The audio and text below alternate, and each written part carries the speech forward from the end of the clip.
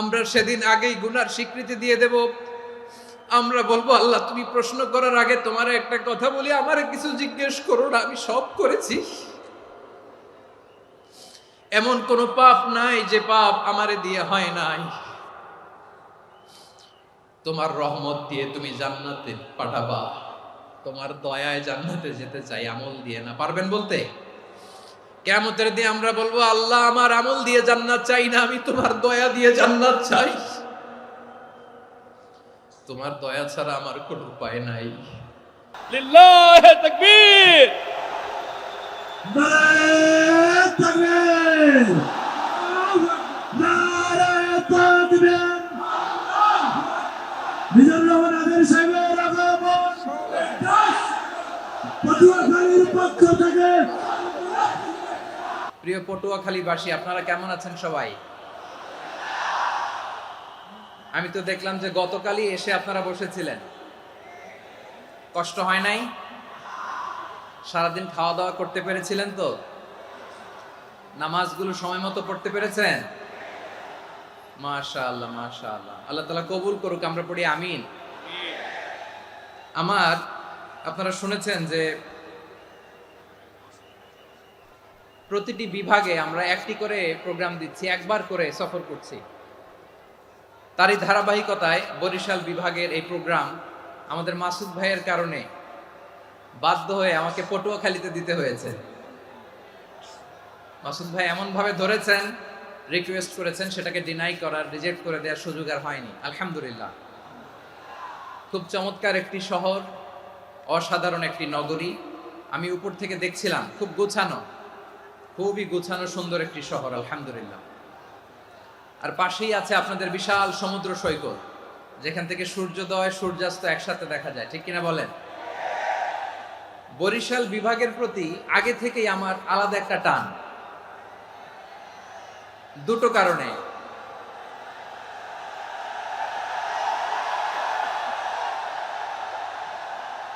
আলহামদুলিল্লাহ, আলহামদুলিল্লাহ, মাশাআল্লাহ।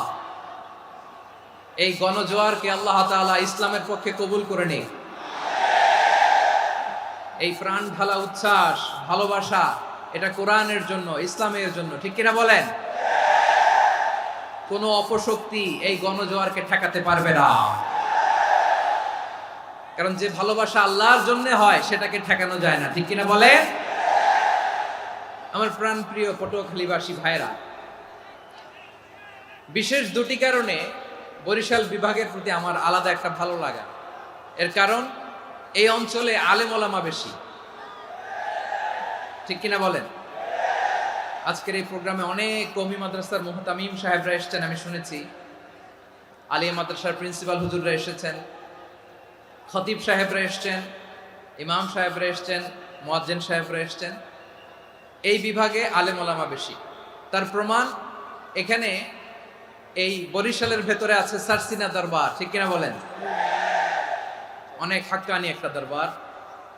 সারসিনার মরহুম পীর সাহেব হুজুরের খেদমত করেছি আমি অনেকবার, সুযোগ হয়েছিল আমার ছাত্র জামানায়।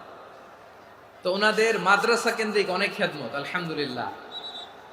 তারপর এই বিভাগে রয়েছে চরমোনাই দরবার, ঠিক কিনা বলেন? ওনাদেরও বিশাল মাদ্রাসা, ধর্মীয় অঙ্গনে, মাদ্রাসা অঙ্গনে, রাজনৈতিক অঙ্গনে ওনাদের অনেক খেদমত। তারপরে এখানে আছে ঝালকাঠি এনএস কামিল মাদ্রাসা। আমরা কায়েস সাহেব হুজুরের কথা শুনেছি, আল ইত্তেহাদ মা আল ইখতিলাফ, মতবিরোধের সাথে ঐক্য, অসাধারণ কথা। তো এই সমস্ত বড় বড় আল্লাহওয়ালাদের আগমন এই ভূখণ্ডে হওয়ার কারণে এখানে ধর্মীয় বিশৃঙ্খলা, মারামারি কম, আছে ঐক্য, ঠিক কিনা বলেন? বরিশাল বিভাগের প্রতি আমার বিশেষ ভালোবাসার এটা একটা কারণ। দুই নম্বর কারণ হচ্ছে, আমি ঢাকাতে যে মাদ্রাসায় পড়াশোনা করেছি, দারুন নাজাত সিদ্দিকিয়া কামিল মাদ্রাসা, আমার মাদ্রাসার শিক্ষক মন্ডলীর অধিকাংশ হচ্ছে এই বরিশালের, আলহামদুলিল্লাহ। আমাদের শ্রদ্ধেয় প্রিন্সিপাল হুজুর আখম আবু বকর সিদ্দিক হাফিজাহুল্লাহ ওয়া রাআহ, উনি এলাকার সহ পুরো দারুন নাজাত মাদ্রাসার অধিকাংশ আসাতাজা ইকরাম এই ভূখণ্ডের, এই অঞ্চলের হওয়ার কারণে ছোটবেলা থেকেই বরিশালের প্রতি আমার একটি ভালোবাসা। তো আমি অন্তরের অন্তঃস্থল থেকে আবারও শুভেচ্ছা জানাতে চাই আমি আমাদের অনেক ভাইদেরকে দেখতে পাচ্ছি আপনারা বসার জায়গা পাননি, দাঁড়িয়ে আছেন এবং খুবই নিশ্চুপ, শান্ত, সুশৃঙ্খল। The people of Barisal, they are very smart, আলহামদুলিল্লাহ, মাশাআল্লাহ। এবং শ্রোতা যাদেরকে দেখতে পাচ্ছি বেশিরভাগের বয়স 15 থেকে 25। জেনজি, যেখানেই যাই জেনজি আমারে ছাড়ে না, মাশাআল্লাহ। এরাই আগামীর বাংলাদেশ, এরাই বাংলাদেশ। এদের হাতে নিরাপদ আমার লাল সবুজের পতাকা, এদের হাতে নিরাপদ আমার 56,000 বর্গ মাইলের প্রতিটি ইঞ্চি মাটি। এজন্য তোমাদেরকে সাবধান থাকতে হবে, সজাগ থাকতে হবে দেশের জন্য, এদেশের সার্বভৌমত্বের জন্য, ঠিক কিনা বলেন? আমার প্রিয় ভাইরা, আপনারা এখন যেমনি নিশ্চুপ, নীরব, very quiet and calm, discipline, I like it, I love it. শেষ পর্যন্ত আপনারা এরকম নিশ্চুপ, নীরব, নিস্তব্ধ, নিঝুম থাকবেন তো আপনারা? মাশাআল্লাহ। আমি খুব লম্বা চূড়া সময় নেব না, অনেক আলোচনা হয়েছে, আমি পাশেই ছিলাম, আমি দুপুরেই চলে এসেছি, আমি শুনছিলাম আলোচনাগুলো, অসাধারণ আলোচনা হয়েছে। আসলে আলোচনা হওয়া দরকার অল্প, ইবাদত আর আমল হওয়া দরকার বেশি, ঠিক কিনা? কিয়ামতের একটা আলামত হচ্ছে খুতবুকুম তাওয়িলা ওয়া সালাওয়াতুকুম কাসীরা। কিয়ামতের আগে আমাদের বক্তব্য হয়ে যাবে লম্বা। Your speech will be longer and your salah will be very shorter. বক্তব্য হবে লম্বা, সালাত হবে খাটো। এই নমুনা বর্তমানে আছে না নাই? ঘন্টার পর ঘন্টা, তাও তৃপ্তি মিটে না। অনেক জায়গায় রাত পর্যন্ত, মিডনাইট পর্যন্ত, মধ্যরাত পর্যন্ত আলোচনা হয়, এটা ঠিক নয়। বক্তব্য হবে একেবারে gist, cream of the creams, একেবারে ক্রিম কথাটা আলোচক উপস্থাপন করবেন। হেদায়েত দেওয়ার মালিক কে? ইন্নাকা লা তাহদি মান আহবাবতা ওয়ালাকিন্নাল্লাহা ইয়াহদি মান ইয়াশা। নবী হে, আপনি চাইলেই কাউকে হেদায়েত দিতে পারবেন না, হেদায়েত দেওয়ার মালিক কে? প্রিয় ভাইরা, আমি শুরুতেই দেখতে চাই যে আপনারা বরিশাল বিভাগের কে কোন জেলা থেকে আসলেন, এটা একটু জেনে খোঁজখবর নিয়ে আমি আলোচনা শুরু করবো ইনশাআল্লাহ বিইذنিল্লাহ।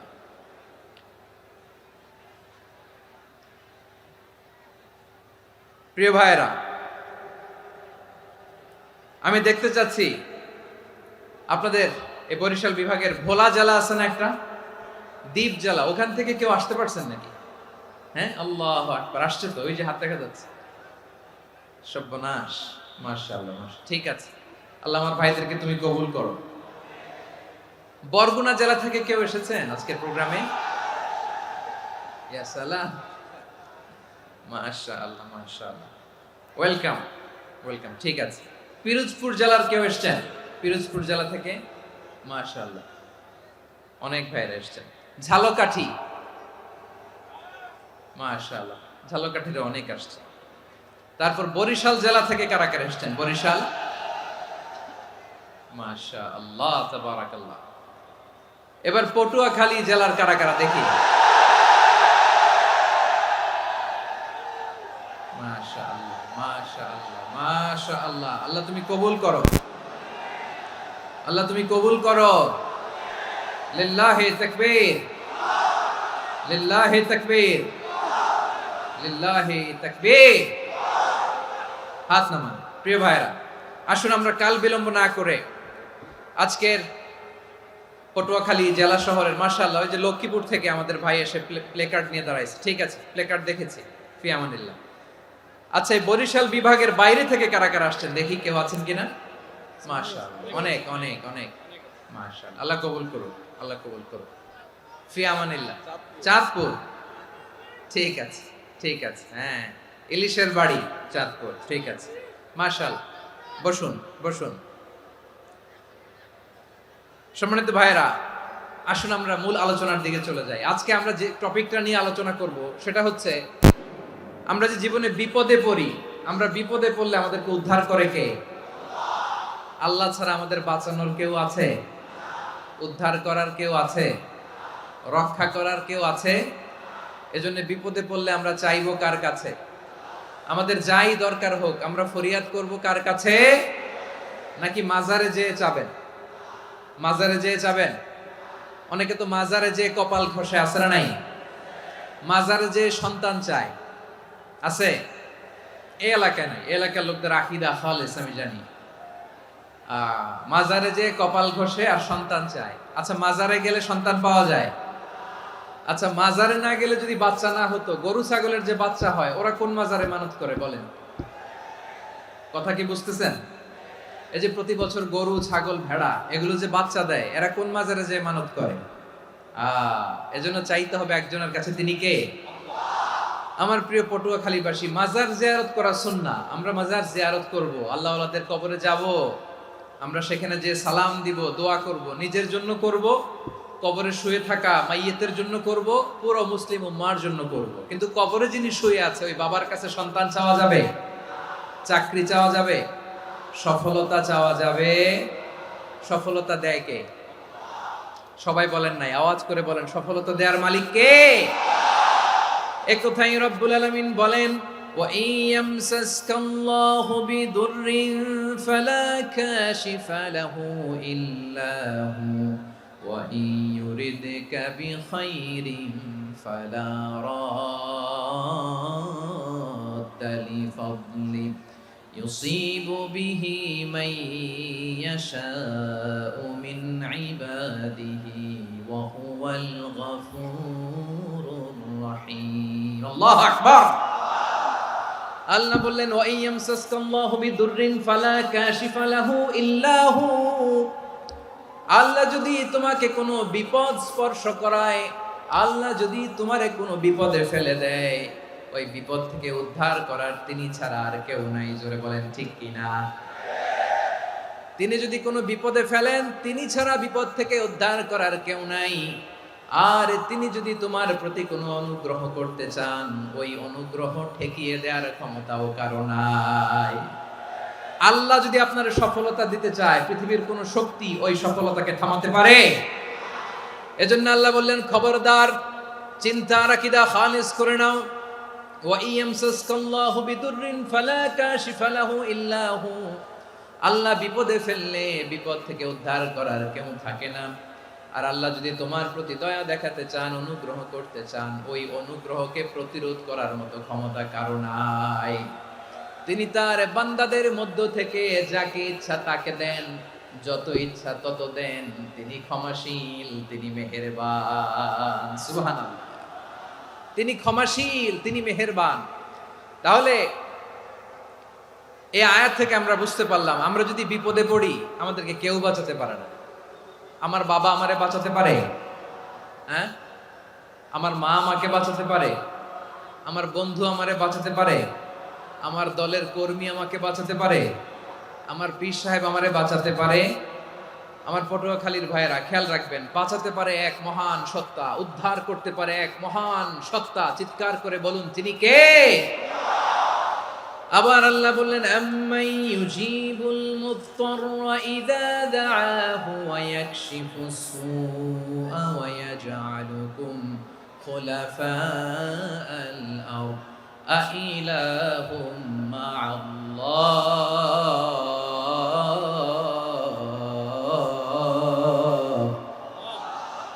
ক্বালিলাম মা তাযাক্কারুন। রব্বুল আলামিন বলেন, বিপদে পড়ে কাতর কণ্ঠে চিন্তাগ্রস্ত হয়ে যখন কেউ ফরিয়াদি হয়ে আল্লাহর ডাকে হাত তোলে, তখন এই ব্যক্তির ডাকে সাড়া দেয় কে? সবাই বলুন। কাতর কণ্ঠে বিপন্ন অবস্থায় আপনি যখন কেঁদে কেঁদে হাত তুলে আপনার দুঃখের কথা জানান, আপনি যখন ডাকেন তারে, তখন আপনার ডাকে সাড়া দেয় কে? আল্লাহ বলে, আমি সাড়া দেই। তোমাদের বিপদকে মুক্ত করে দেয় কে? ওই আল্লাহর সাথে কোন উপাস্য আছে নাকি? কিন্তু খুব অল্প সংখ্যক লোকই তোমরা উপদেশ গ্রহণ করো। কথাটা কার? তাহলে বিপন্ন মানবতা যখন কাঁদে, মানুষ যখন বিপদে পড়ে নিরুপায় হয়ে ফরিয়াদ করে, তার ডাক শোনার কেউ নাই একজন ছাড়া। চিল্লায় বলেন তো, তিনি কে? এজন্য আমরা ফরিয়াদের হাত কার দিকে তুলব? প্রিয় পটুয়াখালী বলেন, ফরিয়াদের দুটো হাত আমরা কার দিকে তুলব? এবং খেয়াল রাখতে হবে, মাথার সাথে সেট করে নিতে হবে, আল্লাহ ছাড়া আমাকে উদ্ধার করার কেউ নাই। এই পৃথিবীতে কেউ আপন না প্রিয় ভাইরা। বিপদে পড়লে বোঝা যায় কেউ আপন না। আপন শুধু একজন মহান সত্তা, তিনি কে? এটা কি আপনারা খেয়াল রাখতে পারবেন? হ্যাঁ, বিপদে আপদে কেউ আমাদের বাঁচাতে পারে না, তরাতে পারে না, মুক্তি দিতে পারে না, উদ্ধার করতে পারে না, একমাত্র আমার প্রভু ছাড়া, আল্লাহ ছাড়া। চিল্লায় বলেন ঠিক কিনা? এবং প্রিয় পটুয়াখালীর ভাইয়েরা, মাথার সাথে এটা সেট করে নিতে হবে যে আমাদের পুরো জীবনটাই পরীক্ষা। পুরো জীবনটাই কি? The life is a test. পুরো জীবনটাই পরীক্ষা। এই জীবনে বিপদ আসবে, আপদ আসবে, পরীক্ষা আসবে, সবার জীবনে এটা থাকে। এক একজনের পরীক্ষা এক এক রকম। আমার পরীক্ষা একরকম, মাসুদ ভাইয়ের পরীক্ষা একরকম, চৌধুরী সাহেবের পরীক্ষা একরকম, আপনার পরীক্ষা একরকম, ওনার পরীক্ষা আবার আরেক রকম। পুরো পৃথিবীটাই পরীক্ষা ক্ষেত্র, সবাই পরীক্ষা দিচ্ছি, কিন্তু কারো পরীক্ষা প্রশ্নের সাথে কারোটার মিল নাই। সুবহানাল্লাহ পড়বেন না? পুরোটাই পরীক্ষা ক্ষেত্র, সবাই পরীক্ষার্থী, কিন্তু প্রশ্নপত্র একটার সাথে আরেকটা মিলে না। One doesn't match the other. একজনেরটার সাথে আরেকজনেরটা মিলে না। কাউকে আল্লাহ তাআলা ধনী বানিয়ে পরীক্ষা করেন। কি বানিয়ে? কথা কি বুঝতেছেন নাকি কষ্ট হচ্ছে? কষ্ট হচ্ছে আপনাদের? কাউকে আল্লাহ ধনী বানিয়ে পরীক্ষা করেন, আবার কাউকে আল্লাহ তাআলা গরিব বানিয়ে পরীক্ষা করেন, কাউকে আল্লাহ অসুস্থ বানিয়ে পরীক্ষা করেন। কেউ দেখবেন যে দুরারোগ্য ব্যাধিতে আক্রান্ত, ডাক্তার বলেছে আর সময় নাই, দুরারোগ্য ব্যাধি, ক্যান্সার, যার নেই কোনো অ্যান্সার, তার জন্য পরীক্ষা হচ্ছে এই রোগ। আরেক লোক দেখবেন তার আবার রোগ বালাই নাই, মাশাআল্লাহ, তাকে আল্লাহ তাআলা আর্থিক দৈন্যতা, দারিদ্রতা দিয়ে পরীক্ষা করছেন। এরকম আছে না নাই? টাকা পয়সা নাই, দিন আনে দিন খায়, যা আছে তাতে চলে না, এটা তার জন্য পরীক্ষা। আবার আরেক শ্রেণীর লোক দেখবেন তাকে আল্লাহ অসুস্থতাও দেয় নাই, দারিদ্রতাও দেয় নাই, তার দাম্পত্য জীবনের সমস্যা আছে না নাই? স্ত্রী কথা শোনে না, অথবা ছেলে মেয়ে কথা শোনে না। তাহলে পরীক্ষা সবার জীবনে আছে, এক একজনের পরীক্ষাটা এক এক রকম। আল্লাহ তাআলা দেখতে চায় যে এই পরীক্ষার সময় আমরা কিরকম রেসপন্স করি, how to deal with the test, কিভাবে এই বিপদ আপদ পরীক্ষাগুলোকে আমরা হ্যান্ডেল করব, ডিল করব। এটা হচ্ছে আজকের আলোচনার বিষয়। বুঝতে পেরেছেন সবাই আমার প্রিয় ভাইয়েরা? তাহলে পরীক্ষাময় আমাদের জীবন, বিপদ আপদ পরীক্ষা, এটা মানুষের পিছু ছাড়ে না। সবার জীবনে পরীক্ষা আছে। নবীদের জীবনেও পরীক্ষা ছিল। সাহাবারা জিজ্ঞেস করেছেন, ইয়া রাসূলুল্লাহ, আইয়ুন নাসি আশাদ্দু বালাআন ফিদ দুনিয়া, এই দুনিয়ার বুকে কাদের পরীক্ষা সবচেয়ে বেশি? বিশ্বনবী বলেছেন, আল আম্বিয়া। এই পৃথিবীতে সবচেয়ে বেশি পরীক্ষা আল্লাহ তাআলা নিয়ে থাকেন নবীদের। কাদের? নবীদের। সুম্মাল আমসাল ফাল আমসাল, এরপরে নবীদের পরের স্তরে যারা, তাদের পরীক্ষা।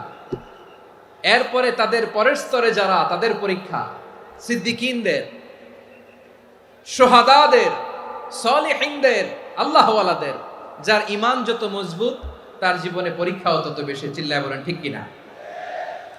তাহলে মুমিনরা, বিশ্বাসীরা, আমরা কি পরীক্ষা বিপদ আপদে ভয় পাই? হ্যাঁ, বিপদ দেখলে ভয় লাগে আপনাদের? ভয় লাগে? হ্যাঁ, না, মুমিনরা বিপদে ভয় পায় না, তারা হতাশ হয় না, সুবহানাল্লাহ, তারা নিরাশ হয় না। বিশ্বাসীরা হাল ছেড়ে দেয় না, তারা ভরসা রাখে একজনের উপর। চিল্লায় বলতে হবে তিনি কে?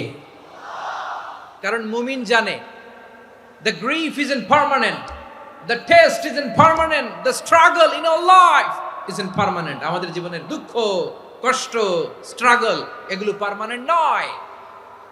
after every difficulties there is an ease.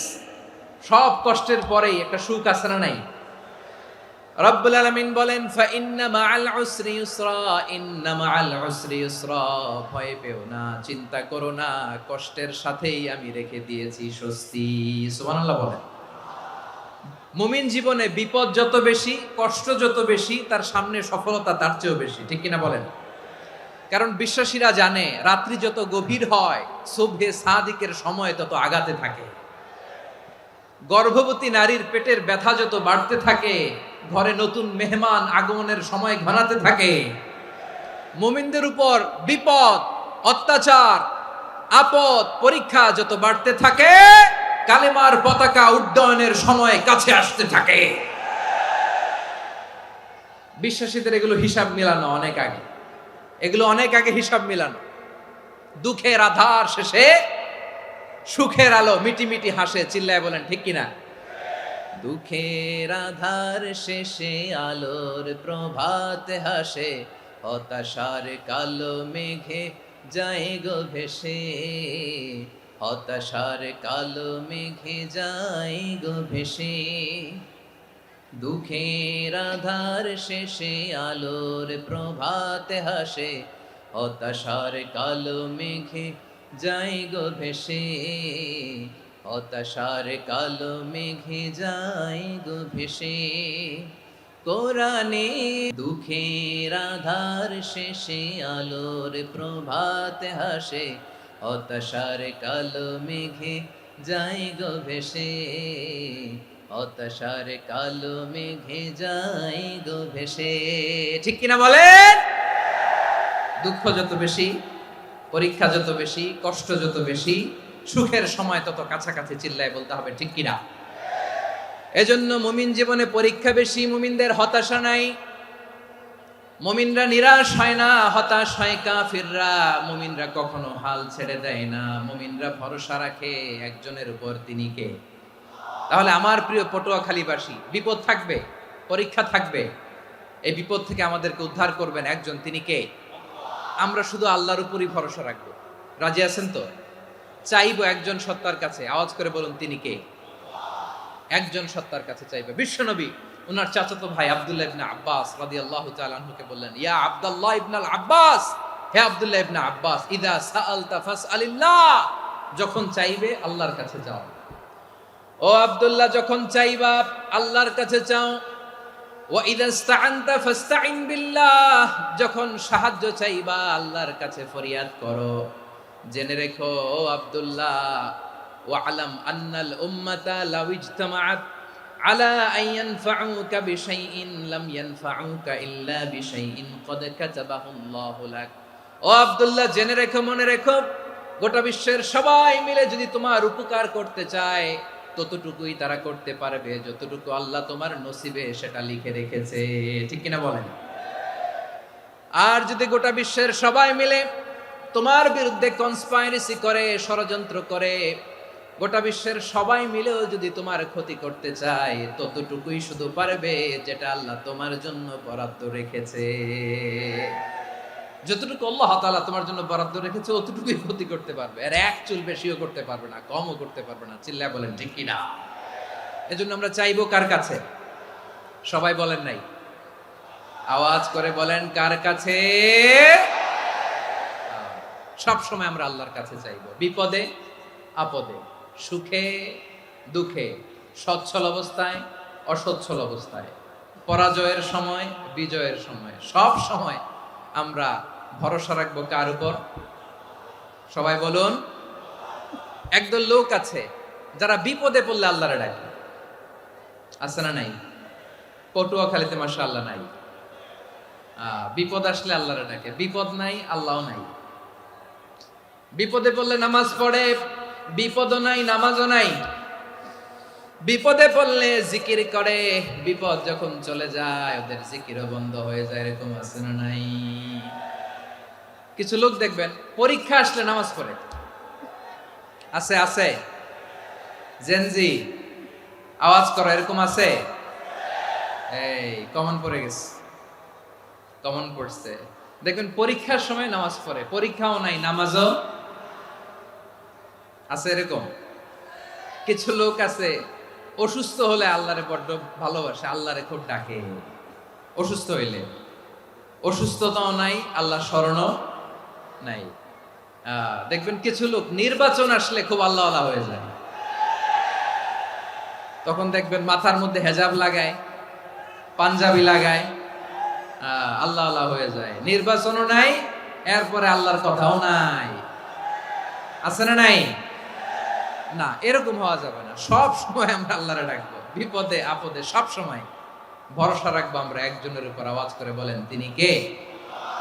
এ কথায় আল্লাহ তাআলা আমাদের চোখে আঙ্গুল দিয়ে জানিয়ে দিলেন, ফাইদা রাকিবু ফিল ফুলকি দা'আবুল্লাহ মুখলিসিনা লাহুদ্দিন فلما نجاهم إلى البر إذا هم يشركون আল্লাহ বলে একদল লোক আছে তারা যখন নৌযানে চড়ে জলযানে চড়ে সাগরের মধ্যে যখন জাহাজে চড়ে লঞ্চে চড়ে তারা যখন তুফানের সম্মুখীন হয় তখন তারা আল্লাহরে বড্ড বেশি ডাকে একান্তভাবে ডাকে বিশুদ্ধ চিত্তে ডাকে আবার তুফান থেকে তাদেরকে সেফ জোনে নিয়ে নিরাপদ জোনে নিয়ে যখন বন্দরে আমি আল্লাহ তাদেরকে ভিড়িয়ে দেই ওই লোকগুলো আবার আমি আল্লাহর সাথে শিরিক করে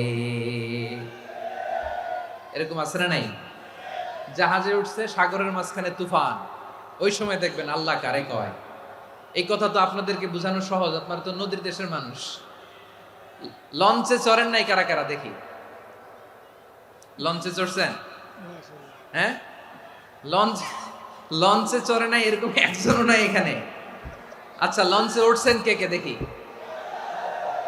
মাশাআল্লাহ মাশাআল্লাহ মাশাআল্লাহ ঠিক আছে আপনাদের বোঝানো সহজ আচ্ছা লঞ্চে উঠে তুফানের সম্মুখীন হয়েছেন জলোচ্ছ্বাস সবাই মাশাআল্লাহ তো এই ওয়াজ তো আপনাদের মুখস্থ ঠিক কিনা বলেন আমার বলার দরকার নাই বলেন মাঝ নদী তুফান জলোচ্ছ্বাস জলের মধ্যে উচ্ছ্বাস ঢেউ টর্নেডো সাইক্লোন মেঘের ঘনঘটা পরিবেশ ঘুটঘুটে অন্ধকার লঞ্চ একবার এদিকে আরেকবার ওইদিকে ভিতরে কি অবস্থা হয় বলেন তো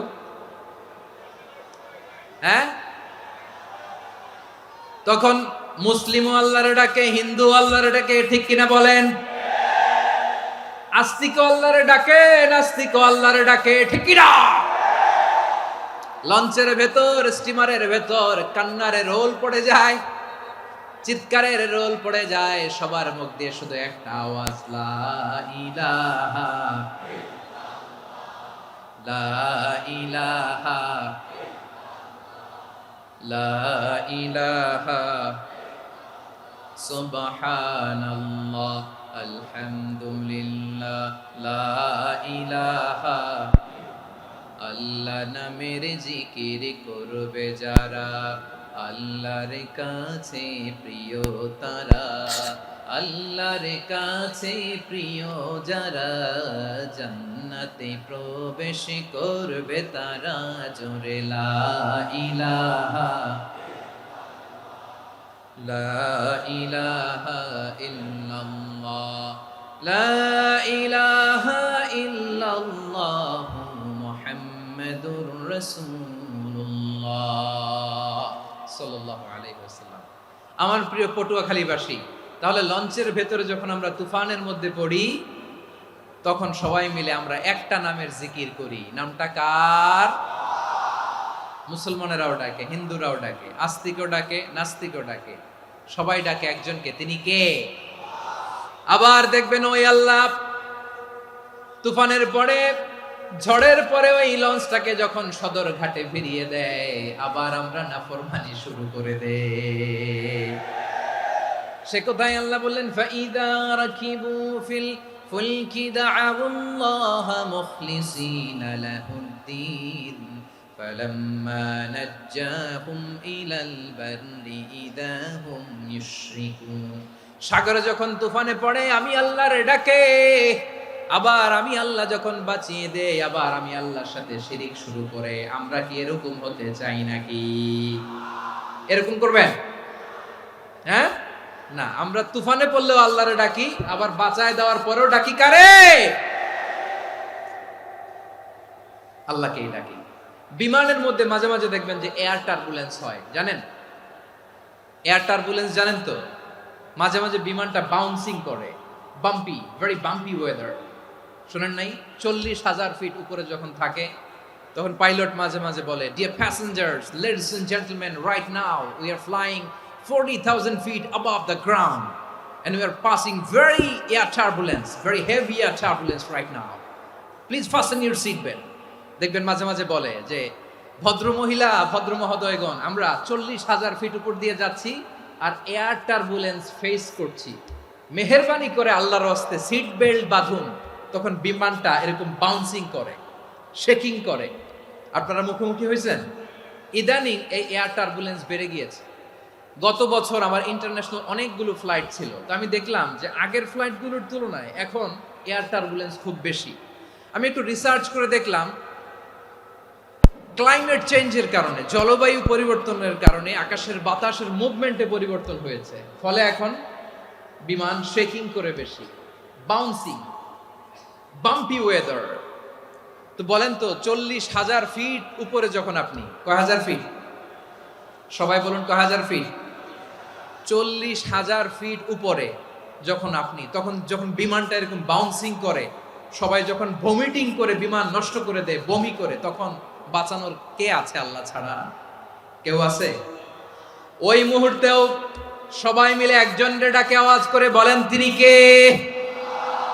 মাঝে মাঝে কিছু সোশ্যাল মিডিয়ায় কিছু ভিডিও পাওয়া যায় যে হেভি যখন এয়ার টার্বুলেন্স হয় 10 সেকেন্ড 15 সেকেন্ডের কিছু ভিডিও পাওয়া যায়, বিমানটা এরকম বাউন্সিং করছে, বাম্পি ওয়েদার, কাঁপছে, মানুষগুলো বমি করছে, অক্সিজেন মাস্কগুলো সব ঝুলে পড়েছে, বিমানটা শুধু কাঁপছে।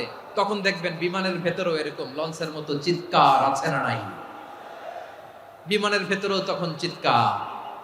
গত বছর হিথ্রো এয়ারপোর্ট থেকে সিঙ্গাপুর এয়ারলাইন্সের একটা ফ্লাইট, হিথ্রো টু চাঙ্গি, একটা ফ্লাইটে এমন বেশি এয়ার টার্বুলেন্সের শিকার হয়েছিল ওই এয়ারক্রাফটটা, 33 জন যাত্রী সেখানে আহত হয়েছে, একজন যাত্রী নিহত হয়েছে।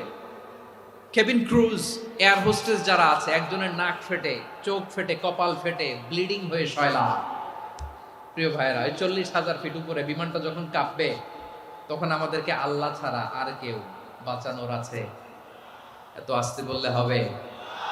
ওই কঠিন মুহূর্তে আমার বাবা আমারে বাঁচাতে পারে, আমার বন্ধু আমারে বাঁচাতে পারে। এই গ্রাউন্ডে, জমিনের বুকে আমার প্রোটোকল, আমার ক্ষমতা, আমার দাম্ভিকতা, কোনো কিছু আমারে বাঁচাতে পারে একজন ছাড়া। চিল্লায় বলতে হবে তিনি কে? সে আল্লাহ বললেন, গোলাম আমি বিপদের সময় ঠিকই তোমাদের বাঁচিয়ে দেই।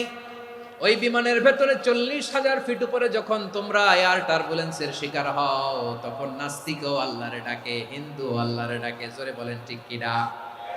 আবার বিমানটা যখন শান্ত হয়ে যায়, একটু পরেই বিমানের স্ক্রিনের মধ্যে হিন্দি সিনেমা খোঁজে।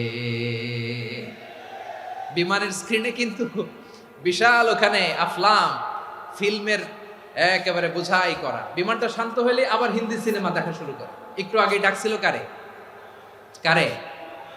দেখবেন বাংলাদেশে আমাদের ক্রিকেটাররা যখন অন্য কোনো দেশের সাথে খেলে, অনেক সময় এমন হয় বল বাকি একটা, রান দরকার 6টা। বল বাকি কয়টা? পটুয়াখালী বুঝে নাই বোধহয়। বল বাকি কয়টা? রান দরকার। আপনি দেখবেন ক্যামেরাম্যান তখন গ্যালারিতে খালি দেখায় দর্শকদের যে কি অস্থিরতা। হিপ হপ স্টাইলের মেয়েটা, যে মেয়েটার ওড়না এতক্ষণ ছিল গলায়, এতক্ষণ কই ছিল, ওই মেয়েটা দেখবেন ওড়নাটা টেনে মাথায় দিয়ে এরকম মুনাজাত ধরতেছে, আল্লাহ আল্লাহ, একটা ছক্কা, আল্লাহ আল্লাহ, আমার লাল সবুজের পতাকারে তুমি অপমানিত কইরো না আল্লাহ, ইন্ডিয়ার সাথে আমাদের খেলা, আল্লাহ আল্লাহ, একটা ছক্কা, একটা। পুরো খেলা জুড়ে এই মেয়ের ওড়না ছিল গলায়, কিন্তু যখন 1 বলে 6 রান দরকার, ওড়না চলে আসছে কোথায়? মাথায়। আবার মুনাজাত আছে না নাই? ঠিকই বাংলাদেশের দামাল ছেলে এমন এক শট মারলো, বল চলে গেল স্টেডিয়ামের বাইরে, ছক্কা, জিতে গেলাম আমরা। পুরো স্টেডিয়াম জুড়ে চিৎকার, হই হুল্লোড়, মৌজ মাস্তি। যেই মেয়েটা মাথার মধ্যে ওড়না দিয়ে এতক্ষণ সুবহানাল্লাহ সুবহানাল্লাহ বলে আল্লাহর কাছে দোয়া করেছে, ওই মেয়ে এখন আবার ওড়না ফেলে দিয়ে নাচা শুরু করে দিয়েছে। তাহলে আল্লাহর ভয়, আল্লাহর প্রতি আস্থা, বিশ্বাস, ভালোবাসা, এটা কি ক্ষণিকের জন্য? মানে আমার যখন লাগবে তখন আল্লাহর ইউজ করবো নাকি? হ্যাঁ, বিপদে আপদে, সুখের সময় দুঃখের সময়, সচ্ছল অসচ্ছল অবস্থায় বিশ্বাসীরা ভরসা রাখে একজনের উপর। চিৎকার করে বলে পটুয়াখালী তিনি কে? সে আল্লাহ বললেন, গোলাম মনে করো না জাহাজ থেকে সদরঘাটে ভিড়িয়ে দিলাম তুমি নিরাপদ হয়ে গেছো, মনে করো না 40,000 ফিট থেকে সেফ ল্যান্ডিং এর পরে এয়ারপোর্টে নেমে গেলেই তুমি নিরাপদ হয়ে গেছো। ও মিয়া, বিপদ কি শুধু সাগরে আর আকাশে? ঘরের বিপদও ঘরের ভেতরও বিপদ আসতে পারে কি পারে না। এজন্য সূরা মুলক আল্লাহ বললেন আমিনতুম মান ফিস সামাই আন ইয়াখসিফা বিকুমুল আরদা ফাইযা হিয়া তামুর। তোমরা কি ভাবছো তোমরা নিরাপদ? সাগরের মধ্যে তুফান, আল্লাহ আল্লাহ ডাকলাম, সদরঘাটে যেয়ে পড়ছি, বেঁচে গেছেন তো আপনি। আর পাবে আপনারে আল্লাহ? আল্লাহরা তো সাগরের মাঝখানে তো আল্লাহ আপনারে পাইছিল, আর তো পাবে না। আর পাবে আপনারে? আর আল্লাহ ধরতে পারবে আপনারে? ঘরের ভেতরও বিপদ দিয়ে আটকাতে পারে কে? 5 স্টার 7 স্টার হোটেলের ভেতরও আমাকে বিপদের মধ্যে ফেলে দিতে পারেন কে? আল্লাহ বললেন তোমরা কি ভেবেছো তোমরা নিরাপদ? আমি চাইলে ল্যান্ডস্লাইডস, ভূমি ধস দিয়ে 1 লক্ষ এক মুহূর্তে নিয়ে যেতে পারি। এক সুনামি দিয়ে থাপ্পড় মেরে 3 লক্ষ সাগরের ভেতরে ঢুকায় দিতে পারি। 1 সেকেন্ডও লাগে না আমার। أم أمنتم من في السماء أن يرسل عليكم حاصبا فستعلمون كيف نذير। আল্লাহ চাইলে আকাশ থেকে পাথর বৃষ্টি নাজিল করতে পারেন কি পারেন না? এই মুহূর্তে এখানে ভূমিকম্প দিতে পারেন কি পারেন না? আচ্ছা, ভূমিকম্প যখন হয় আমাদের কারো হুঁশ থাকে? আপনি মনে করছেন আমরা সাধারণ মানুষ, আমরা দৌড় দেই, আর প্রেসিডেন্ট প্রধানমন্ত্রী ওনারা বুঝি খাটে শুয়ে থাকে? কথা বুঝে নাই বোধহয়। ভূমিকম্প, আর্থকোয়েক যদি হয়, বাঁচার জন্য আমরা কি করি? হয় খাটের তলায়, ডাইনিং টেবিলের নিচে, উপরে শক্ত কিছু আছে এটার নিচে, অথবা ঘর থইয়া দেও দৌড়। তো প্রধানমন্ত্রী উনি কি করে? প্রেসিডেন্ট উনি কি করে? হ্যাঁ, উনি খাটের মধ্যে যে শুয়ে থাকে নাকি? উনিও দৌড়, সাধারণ মানুষও দৌড়, প্রধানমন্ত্রীও দৌড়, বাড়িওয়ালাও দৌড়, ভাড়াটিয়াও দৌড়, সবাই দৌড়। নাকি ভাড়াটিয়ারা বাড়ি থুইয়া দৌড়, বাড়িওয়ালারা আর বেরোয় না? এরকম না। তাহলে যে কোনো মুহূর্তে ভূমিকম্প দিয়ে নাস্তানাবুদ করতে পারে কে? আমার প্রিয় ভাইয়েরা, আমরা নিরাপদ নই, আমরা তার দয়ায় বেঁচে আছি। কার দয়ায়? এজন্য আল্লাহ বললেন গোলাম, যে কোনো মুহূর্তে বিপদ দিয়ে তোমাদেরকে নাস্তানাবুদ করতে পারি। বিশ্বাসী বলে যদি নিজেকে দাবি করো, সব সময় ডাকতে হবে একজন সত্তাকে। বলেন তিনি কে? এই কথা ক্লিয়ার? এই সবগুলো উদাহরণ শেষে সবার কাছে ক্লিয়ার হয়েছে না যে বিপদ থেকে, আপদ থেকে, পরীক্ষা থেকে, ক্যালামিটি থেকে আমাদেরকে কেউ বাঁচাতে পারে না একজন সত্তা ছাড়া। আবারও বলেন তো তিনি কে? ক্লিয়ার? হ্যাঁ, সবাই বুঝতে পারছেন? আচ্ছা, এবার আমরা দেখি বিষ্ণু ইসা ইসলামের জীবনে বিপদ আপদ ছিল কিনা। উনি বিপদ আসলে কিভাবে ডিল করতেন, বিপদ আসলে কোন দোয়া পড়তে হয়, কিভাবে ফরিয়াদের হাত উত্তোলন করতে হয়, কিভাবে রবের দরবারে নতজানু হয়ে ফরিয়াদ করতে হয়, এটা জানার দরকার আছে না নাই? আসুন আমরা বিষ্ণুনবীর জীবনী থেকে দেখি বিপদ আসলে উনি কি করতেন। বিপদ আসলেই প্রথমে বিষ্ণুনবী ইসা ইসলাম একটা দোয়া পড়তেন। কি পড়তেন? তিনি পড়তেন ইন্না লিল্লাহি ওয়া ইন্না ইলাইহি রাজিউন। নিশ্চয় আমরা আল্লাহর জন্য, নিশ্চয় আমরা কার দিকে ফিরবো ভাই? আবার কার দিকে ফিরবো?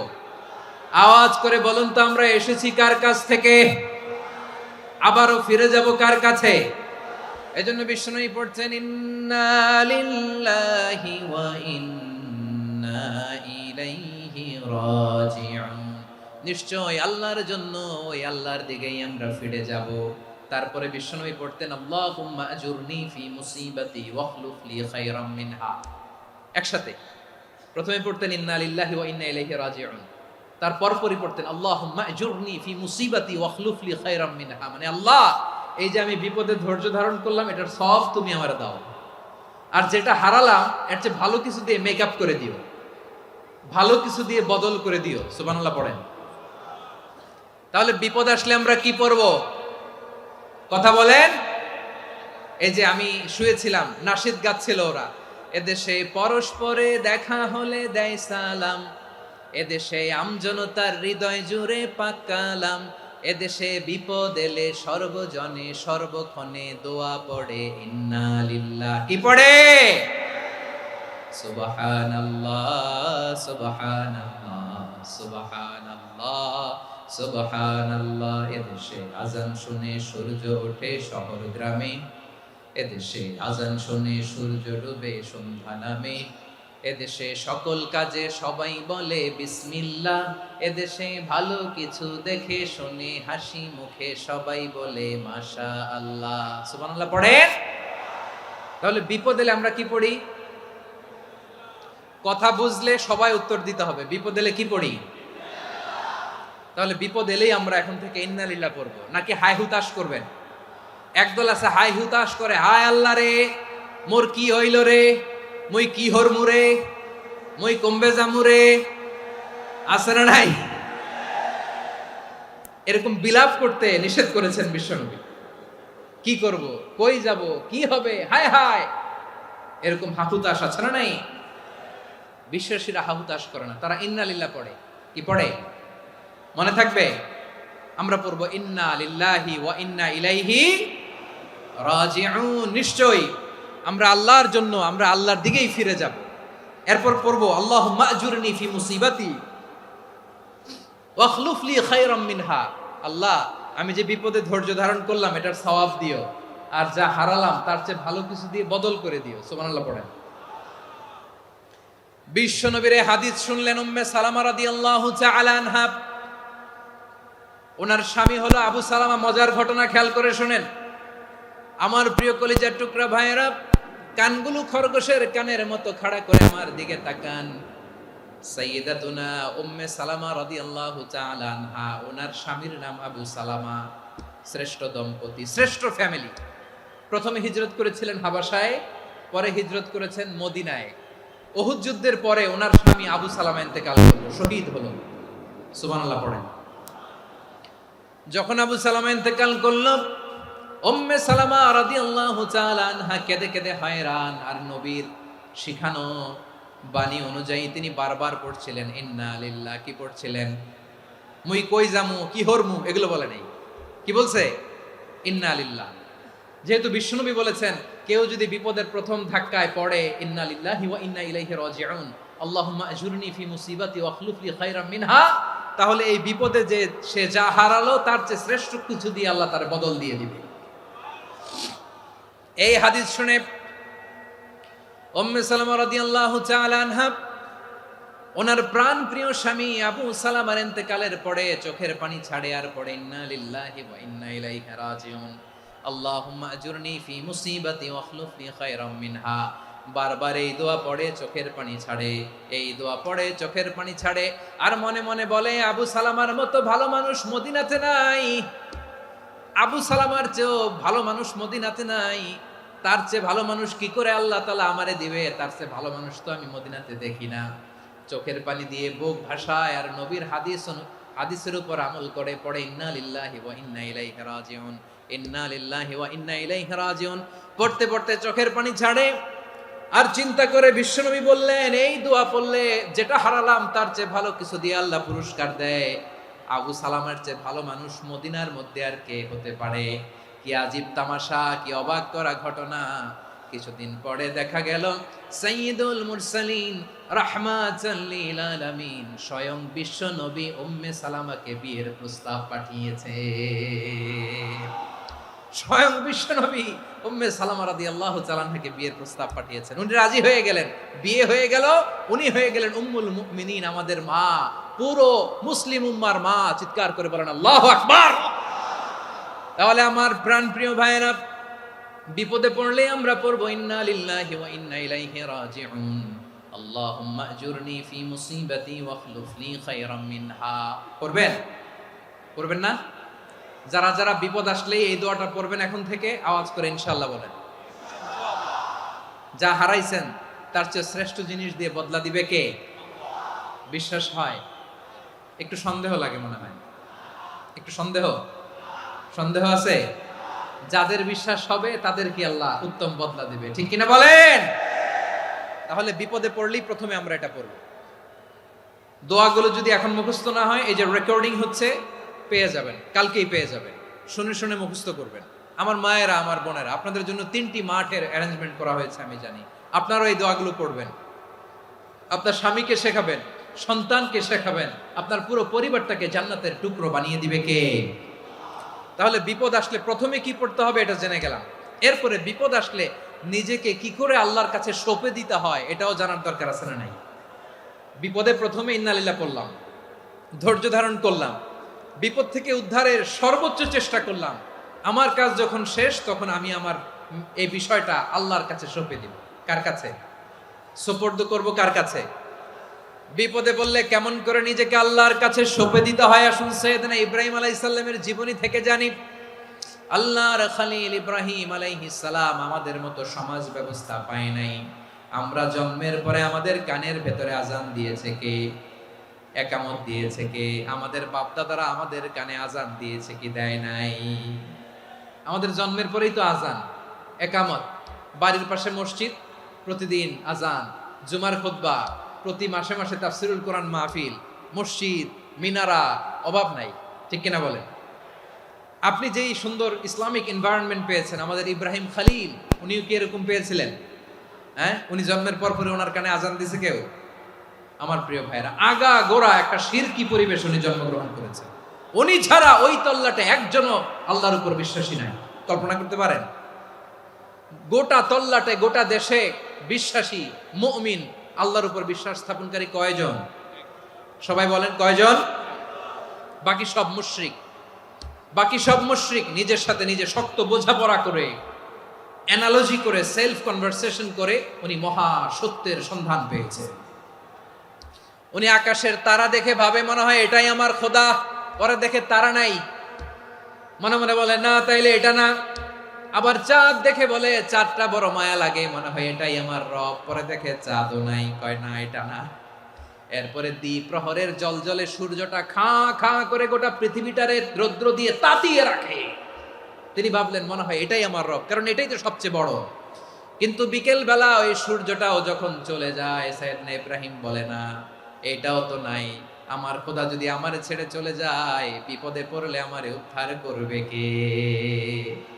এভাবে নিজের সাথে অ্যানালজি, সেলফ কনভারসেশন করতে করতে করতে তিনি মহা সত্যের সন্ধান পেয়েছেন। সুবহানাল্লাহ পড়েন। সব শেষে তিনি ডিসিশন নিয়ে ঘোষণা দিলেন, ইন্নী ওয়াজ্জাহাতু ওয়াজহিয়া লিল্লাযী ফাতারাস সামাওয়াতি ওয়াল আরদা হানিফান ওয়া মা আনা মিনাল মুশরিকিন। নিশ্চয় আমি এমন সত্তার দিকে মনোনিবেশ করলাম, মুখাপেক্ষী হলাম, যিনি আকাশ বানিয়েছেন, জমিন বানিয়েছেন, আমি মুশরিক নই। সুবহানাল্লাহ। পারতেন? আপনি পারতেন? কেউ নাই, লক্ষ লক্ষ মুশরিক, আপনি একা। ওনার মতো এরকম বিচক্ষণতা দিয়ে আল্লাহরে খুঁজে পাইতে পারতেন আপনি? কি নবী ছিল, আল্লাহকে খুঁজে পেয়েছে। যখন আল্লাহর ইবাদত শুরু করলো, এই কথা ছড়ায় পড়লো চারদিকে। নমরুদ সাইয়েদনা ইব্রাহিমকে ডেকে পাঠালেন। নমরুদ বলে, ইব্রাহিম তুমি নাকি মূর্তির পূজা না করে কোন নতুন রবের ইবাদত করো, কে তোমার রব? সাইয়েদনা ইব্রাহিম বললেন, রব্বি আল্লাযী ইউহয়ী ওয়া ইউমীত, আমি এমন রবের ইবাদত করি যিনি জীবন দেন, যিনি মৃত্যু দেন। নমরুদ বলে, তাই নাকি? তোমার রব জীবন দেয়, মৃত্যু দেয়? আর এটা তো আমি দেই, আমিও তো জীবন দেই, আমিও তো মৃত্যু দেই। সাইয়েদনা ইব্রাহিম বললেন, কেমন করে তুমি জীবন দাও, মৃত্যু দাও, একটু দেখাও তো। নমরুদ জেলখানা থেকে দুজন কয়েদিকে ডেকে আনলো। কয়েদি এনে অর্ডার করলো, একটাকে এখনই শিরোচ্ছেদ, হেড অফ, ডেথ পেনাল্টি, মৃত্যুদণ্ড দেয়া হলো, ফিনকি দিয়ে রক্ত বের হলো। নমরুদ বলে, দেখো দুজনকে ধরে আনলাম, একজন কয়েদিকে দিলাম ডেথ পেনাল্টি, মৃত্যুদণ্ড, ওরে মৃত্যু দিলাম। আরেকজন যে দাঁড়িয়ে আছে, চাইলে ওরেও আমি মৃত্যুদণ্ড দিতে পারি, কিন্তু না, ওরে আমি দিব না, ওরে আমি বাঁচাইয়া দিলাম, ছেড়ে দিলাম, মানে জীবন দিলাম। দেখো ইব্রাহিম, তোমার চোখের সামনে একজন রে মৃত্যু দিলাম, আরেকজন রে জীবন দিলাম। আপাত দৃষ্টিতে তাই তো, একজন রে তো জীবন দিল, আরেকজন রে মৃত্যু দিল। সাইয়েদনা ইব্রাহিম এবার বিপাকে পড়ে গেলেন। কিন্তু এক একজন নবীকে আল্লাহ এমন উইজডম বিচক্ষণতা দিয়ে এই জমিনে পাঠিয়েছেন, মুহূর্তের মধ্যে আল্লাহর খলিল ইব্রাহিম বললেন, ফাইন্নাল্লাহা ইয়াতি বিশ-শামসি মিনাল মাশরিকি ফাতি বিহা মিনাল মাগরিব ফাবুহিতাল্লাযী কাফার। আল্লাহর খলিল ইব্রাহিম বললেন, নমরুদ বুঝলাম তুমি জীবন দাও, মৃত্যু দাও, দেখলাম, কিন্তু আমার রব, আমার আল্লাহ প্রতিদিন সকালবেলা উষা লগ্নে ওই পূর্ব দিগন্ত থেকে সূর্যটাকে উদিত করেন, সাঁঝের বেলা, বিকেল বেলা, কুথুরি লগ্নে, সন্ধ্যা বেলা ওই দ্বিপ্রহরের জল জলে সূর্যটাকে পশ্চিম দিগন্তে ডুবিয়ে দেন। মানে সকালবেলা পূর্ব দিক থেকে উদিত করা সূর্যটাকে পশ্চিম দিকে বিকেলে তিনি ডুবিয়ে দেন। তুমি যদি পারো ওই সূর্যটাকে পশ্চিম দিক থেকে উদিত করে পূর্ব দিকে ডুবিয়ে দাও। সুবহানাল্লাহ পড়বেন না? দেখেন, ইনস্ট্যান্ট ইন্টেলেক্ট, মুহূর্তে বিচক্ষণতা, উইজডম কাকে বলে? নমরুদ পারবে? নমরুদের বাপ পারবে? ওর দাদা, ওর 14 গোষ্ঠী, গোটা বিশ্বের সব ক্ষমতাধর রাষ্ট্রনায়করা একসাথে হলে পারবে? ফাবুহিতাল্লাযী কাফার পারে নাই, ব্যর্থ হয়েছে। এবার তেলে বেগুনে জ্বলে উঠেছে, রেগে মেগে আগুন বলে ফালকুহু ফিল জাহিম। ওর সাথে তর্ক নাই, না পেরে এবার এটারে আগুনে ফেলা। বিশাল বিশাল গাছ কেটে লাকড়ি এনে আগুনের কুণ্ডলি বানানো হলো, দাও দাও দাও দাও করে আগুন জ্বলে। আল্লাহর খলিল ইব্রাহিমকে আগুনে নিক্ষেপ করা হবে। আল্লাহর খলিল সাইয়েদনা ইব্রাহিমের হাতের মধ্যে রশি দিয়ে টাইট করে বাঁধা হলো, পায়ের মধ্যেও টাইট করে রশি দিয়ে বাঁধা হলো। আল্লাহর খলিল ইব্রাহিমকে আগুনের কুণ্ডলির মধ্যে ফেলা হবে। ওমিয়া, আপনি যে বিপদের কারণে ভয় পান, হতাশ হন, এটা কোনো বিপদ ওনার বিপদের সামনে? পটুয়াখালী আওয়াজ করে বলুন, সাইয়েদনা খলিল ইব্রাহিমের বিপদের সামনে আমাদের বিপদগুলো কোনো বিপদ? এটা কোনো বিপদই না, এটা কোনো বিপদই না। হাত পা বেঁধে টাইট করে নিক্ষেপ করা হবে, সিম্পলি ফেলা যাবে না, কারণ দাও দাও করে দ্য ব্লেজিং ফায়ার, এমন আগুনের কুণ্ডলি কাছে যাওয়া যায় না, আগুনের উত্তাপে নিক্ষেপ করা হবে।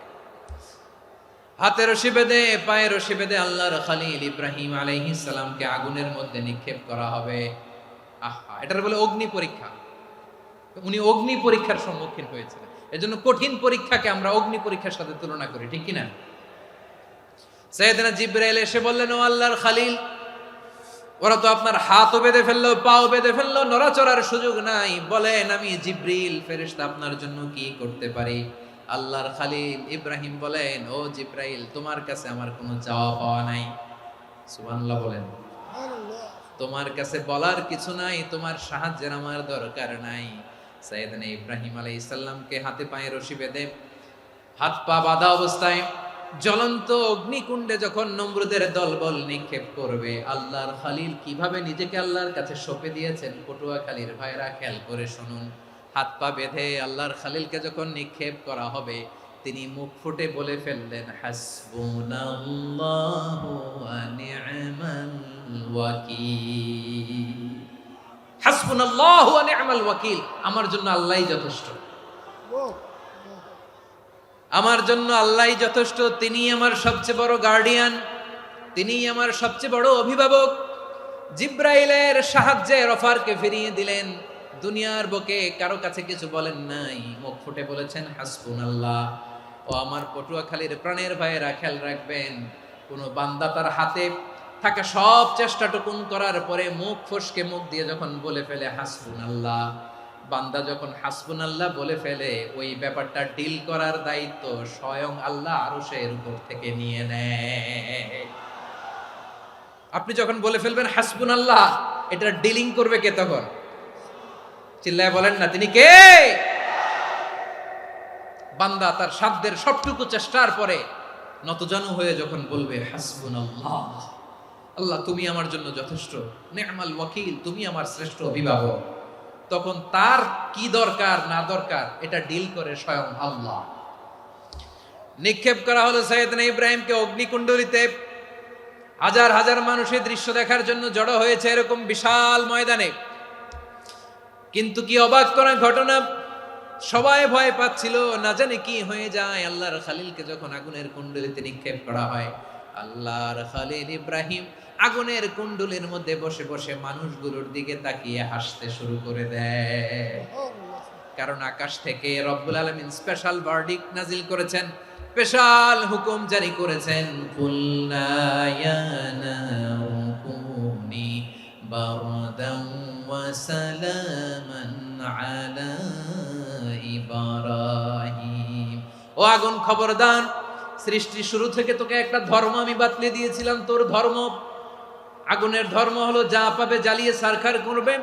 আল্লাহ বলল, ও আগুন, তোর ধর্ম দিয়েছিলাম তুই সব জ্বালিয়ে পুড়িয়ে ছারখার করে দিবি, কিন্তু ক্ষণিকের জন্য আমি তোর জ্বালিয়ে দেওয়ার ক্ষমতাটাকে কেড়ে নিলাম। জ্বালিয়ে ভস্ম করে দেওয়ার ক্ষমতা আমি কেড়ে নিলাম। কুনি বারদান, ঠান্ডা হয়ে যা। কিন্তু এত বেশি ঠান্ডা হবি না আবার আমার ইব্রাহিমের জন্য সর্দি লেগে না যায়। সুবহানাল্লাহ, এত আসতে বললে হবে? কুনি বারদান, বারদ মানে বরফ, ঠান্ডা। ঠান্ডা হ, কিন্তু এত ঠান্ডা হবি না যাতে আমার ইব্রাহিমের কষ্ট হয়। আগুন বলে, আল্লাহ একবার বললাম ঠান্ডা হ, আবার বলো এত ঠান্ডা হবি না যাতে খালিলের সর্দি না লাগে। কেমন ঠান্ডা হব, কেমন এনভায়রনমেন্ট তৈরি করে দেব বলো। আল্লাহ বললেন, সালামান আলা ইব্রাহিম, আমার খলিল, আমার কলিজা, আমার ইব্রাহিমের জন্য তুই জান্নাতের গুল বাগিচা হয়ে যা। ও ভাই, নবী মুসার মতো ঈমান হলে রাস্তা হবে সাগর জলে, নবী ইউসুফের মতো ঈমান হলে একে একে দরজা খোলে। নবী ইব্রাহিমের মতো ঈমান যদি আজও থাকে বিদ্যমান, অগ্নিকুণ্ডে দেখতে পাবে খুবসুরত এক ফুল বাগান। কুলনা ইয়া নারু কুনি বারদান ওয়া সালামান আলা ইব্রাহিম। বান্দা যখন মুখ দিয়ে বলে হাসবুনাল্লাহ, আমার আল্লাহ আমার জন্য যথেষ্ট, এই বলে যখন নিজেকে সঁপে দেয়, তার কি লাগবে ওই দায়িত্ব স্বয়ং নিয়ে নেয় কে? সবাই বলেন, স্বয়ং নিয়ে নেয় কে? তাহলে আমার প্রিয় ভাইরা, বিপদের শুরুতেই আমরা বলবো ইন্না লিল্লাহ। শুরুতে কি বলবো? এরপরে যেই বাক্যটা পড়ে নিজের পরিস্থিতিকে আল্লাহর দরবারে সঁপে দিব, সেটা হচ্ছে হাসবুনাল্লাহ। সেটা কি? বিষ্ণু বলেন, লা ইয়াজালু লিসানুকা রাতাবান মিন যিকরিল্লাহ। সব সময় আল্লাহর স্মরণ দিয়ে, জিকির দিয়ে জিহ্বাটারে সিক্ত রাখো। আর শয়তানু জাসিমুন আলা কলবি ইবনে আদম, শয়তান বনি আদমের কলবে খামচি মেরে বসে থাকে। ফাইদা যাকারাল্লাহ খানাসা, মানুষ যখন আল্লাহর স্মরণ করে জিকির করে, শয়তান দৌড়ে পালায়। ওয়াইদা গাফালা ওয়াসওয়াসা, যখনই বনি আদম গাফেল হয় তখনই শয়তান তার হৃদয়ে ওয়াসওয়াসা দেয়।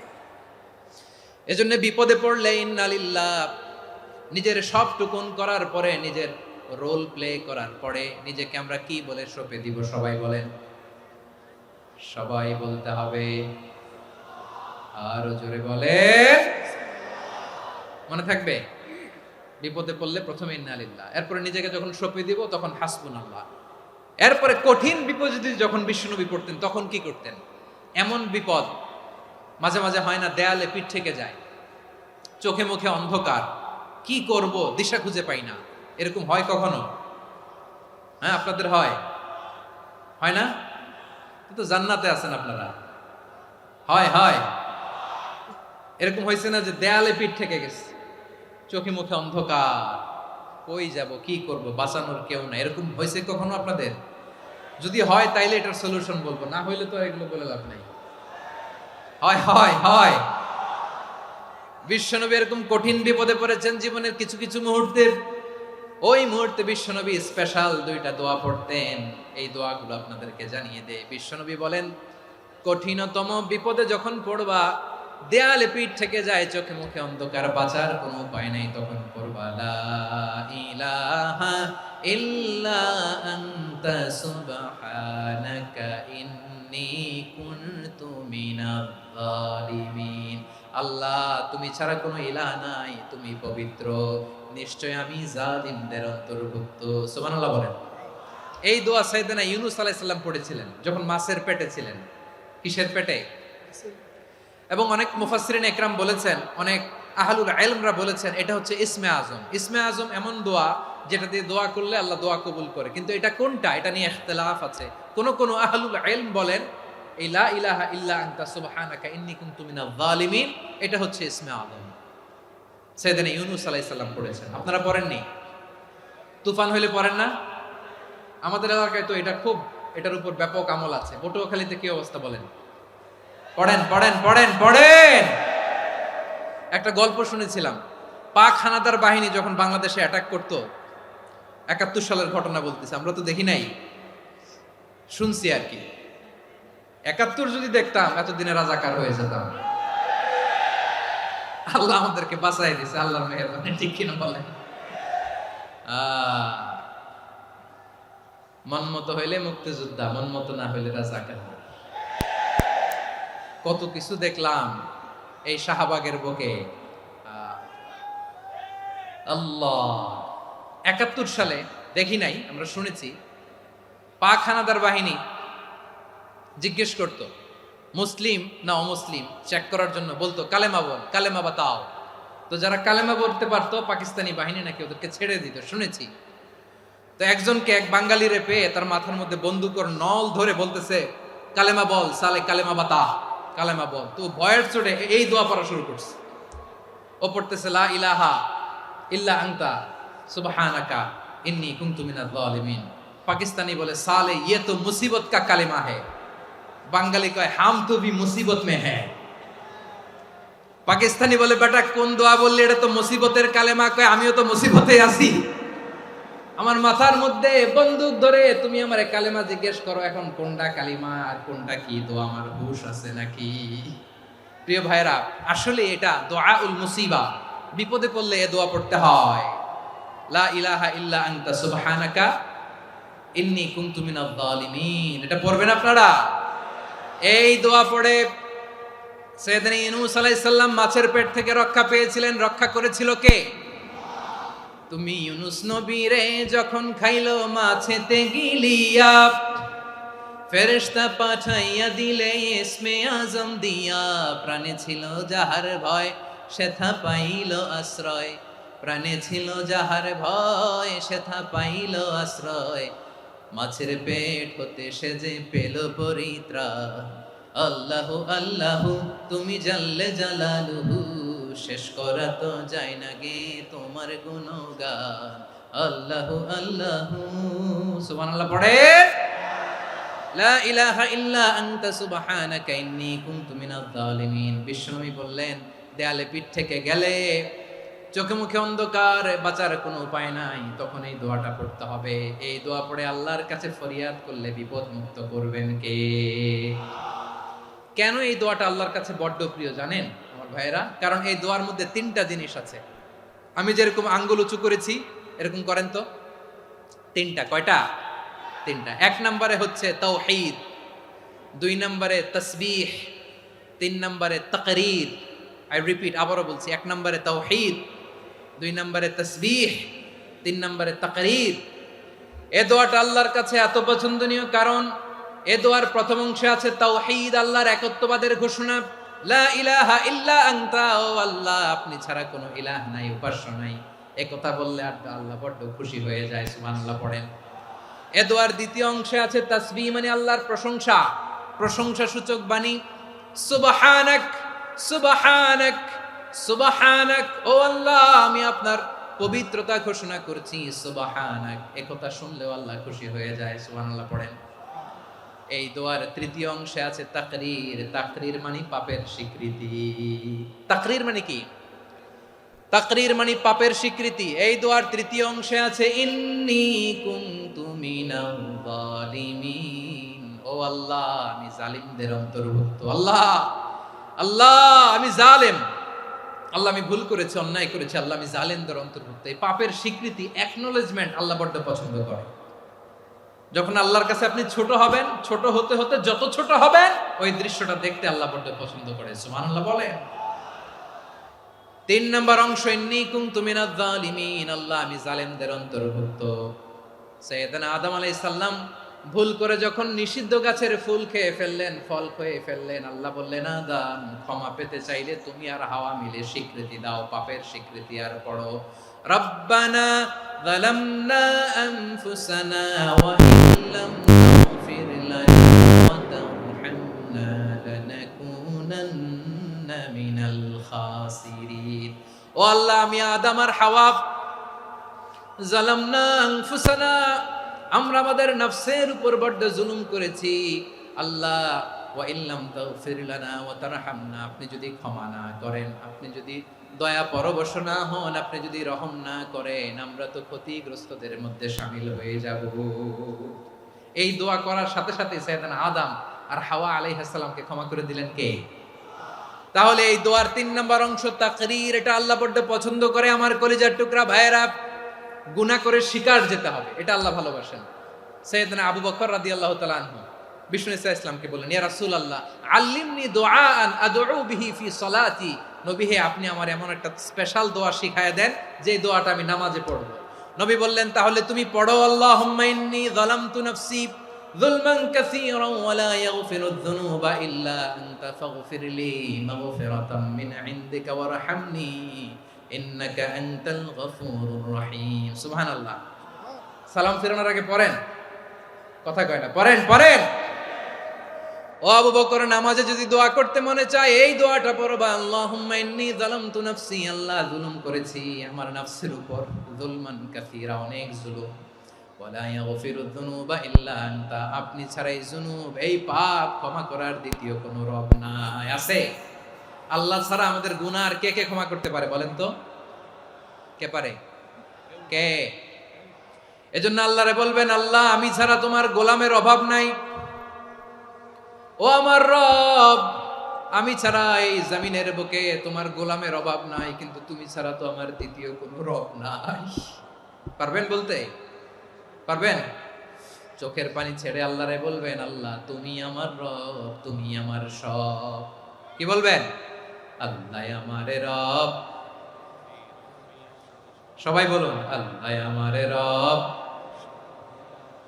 দমে দমে তনু মনে তারি অনুভব, আল্লাহ আমারে রব। আল্লাহরে বলেন, আল্লাহ তুমি আমার রব, তুমি আমার সব। আল্লাহ আমি ছাড়া এই জমিনে তোমার গোলামের অভাব নাই, তুমি ছাড়া আমার দ্বিতীয় কোনো রব নাই। এ কথা বলে চোখের পানি ছেড়ে আল্লাহরে স্বীকৃতি দেন, আল্লাহ আমি পাপী, আল্লাহ জামিনে আমার চেয়ে বড় পাপী আর কেউ নাই। অজু করে সিজদায় লুটিয়ে পড়ে চোখের পানি ছেড়ে আল্লাহরে পাপের স্বীকৃতি দেন, আল্লাহ এমন কোন জুলুম নাই, গুনাহ নাই আমি করি নাই, সগীরা কবিরা, জেনে না জেনে, ইচ্ছায় অনিচ্ছায়, শিরকি বেদাতি সব গুনাহ করেছি।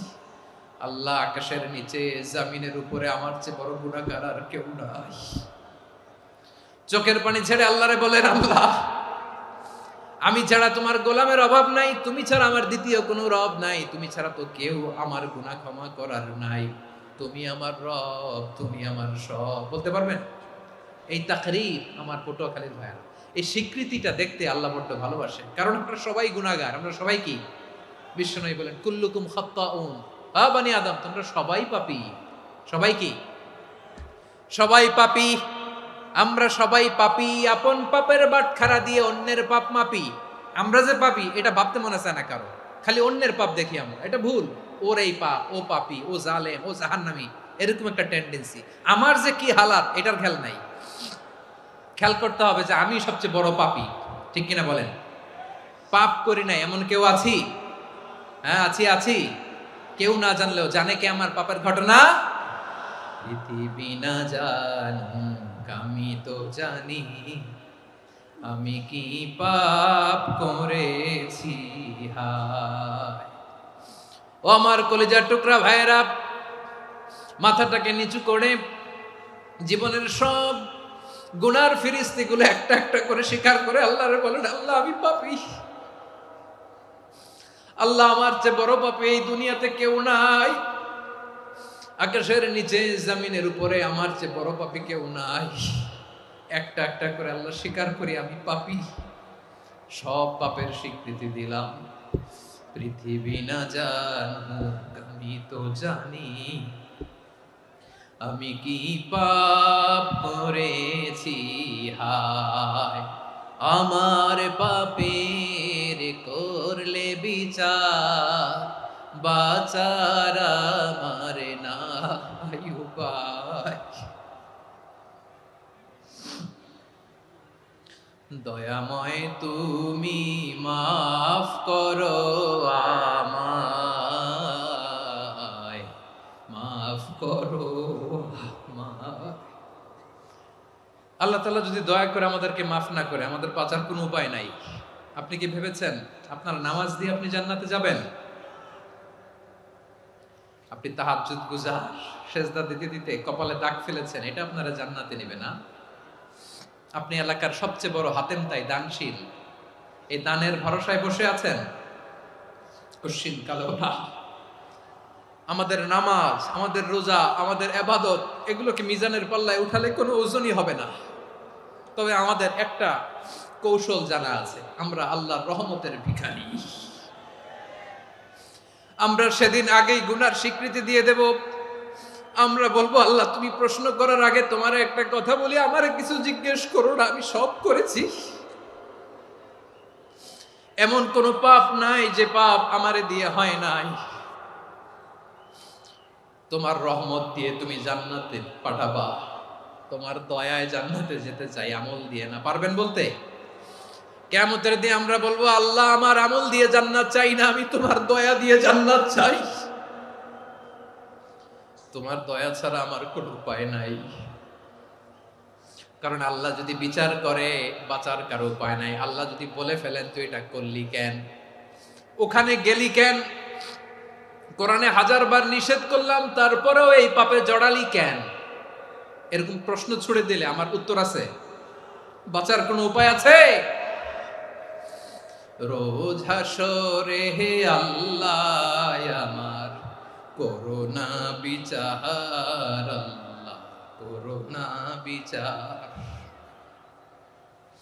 বিচার চাহি না তব দয়া চাই, এ গুনাহগার, আল্লাহ করোনা বিচার। আপনার আমল দিয়ে জান্নাতে যাবেন? কি দিয়ে যাবেন? আল্লাহর দয়া দিয়ে। আল্লাহর রহম আর দয়া ছাড়া কেউ জান্নাতের চেহারাও দেখতে পাবে না। আমার প্রিয় ভাইরা, এই দোয়া আল্লাহর কাছে পছন্দনীয় হওয়ার কারণ 3টা। দোয়ার প্রথম অংশে আছে তাওহীদ, আল্লাহর একত্ববাদের ঘোষণা। এই দোয়ার দ্বিতীয় অংশ আছে তাসবিহ, আল্লাহর প্রশংসা সূচক বাণী। এই দোয়ার 3 নাম্বার অংশ পাপের স্বীকৃতি। তাহলে আমরা সবাই গুনাহগার। আমরা আল্লাহর কাছে পাপের স্বীকৃতি দিয়ে বলবো, ও আল্লাহ ইন্নী কুনতু মিনাজ জালিমিন, আমরা জুলুম করেছি, পাপ করেছি, অন্যায় করেছি, আল্লাহ বুঝতে পারি নাই, শয়তানের ওয়াসওয়াসায় পড়ে, বন্ধুর পাল্লায় পড়ে, নফসের খায়েশ মিটাতে যে আল্লাহ করে ফেলেছি। তুমি গুনাহ না মাফ না করলে আমাদের গুনাহ মাফ করার দ্বিতীয় কেউ নাই। ঠিক কিনা বলেন? এভাবে অনুতপ্ত হয়ে যদি আল্লাহর কাছে দোয়া করেন, দেয়ালে পিঠ থেকে গেছে, কোনো রাস্তা নাই বের হওয়ার, ওই মুহূর্তেও আপনাকে বিপদ থেকে উদ্ধার করবে কে? বিশ্বনবী চরম বিপদে পড়লে 2টা দোয়া পড়তেন। প্রথম হলো এটা, লা ইলাহা ইল্লা আনতা সুবহানাকা ইন্নী কুনতু মিনাল জালিমিন। এই দোয়াটা আমরা বেশি বেশি পড়ব প্রিয় ভাইরা। রাজি আছেন? সবাই আওয়াজ করে পড়ুন ইনশাআল্লাহ। আমার প্রিয় ভাইয়েরা, বিপদে পড়লে বিশ্বনবী আরো একটা দোয়া পড়তেন, লা ইলাহা ইল্লাল্লাহুল আযীমুল হালিম, লা ইলাহা ইল্লাল্লাহু রাব্বুল আরশিল আযীম, লা ইলাহা ইল্লাল্লাহু রাব্বুস সামাওয়াতি ওয়াল আরদি ওয়া রাব্বুল আরশিল কারীম।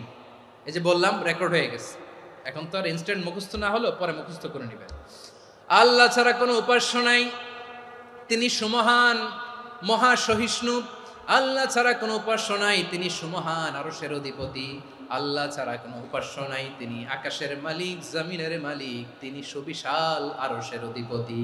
সুবহানাল্লাহ পড়েন। এই দোয়াটা কেউ যদি পড়ে যদি এর ওসিলা করে দোয়া করে, তাকে বিপদ থেকে মুক্তি দেয় কে? মনে থাকবে আপনাদের?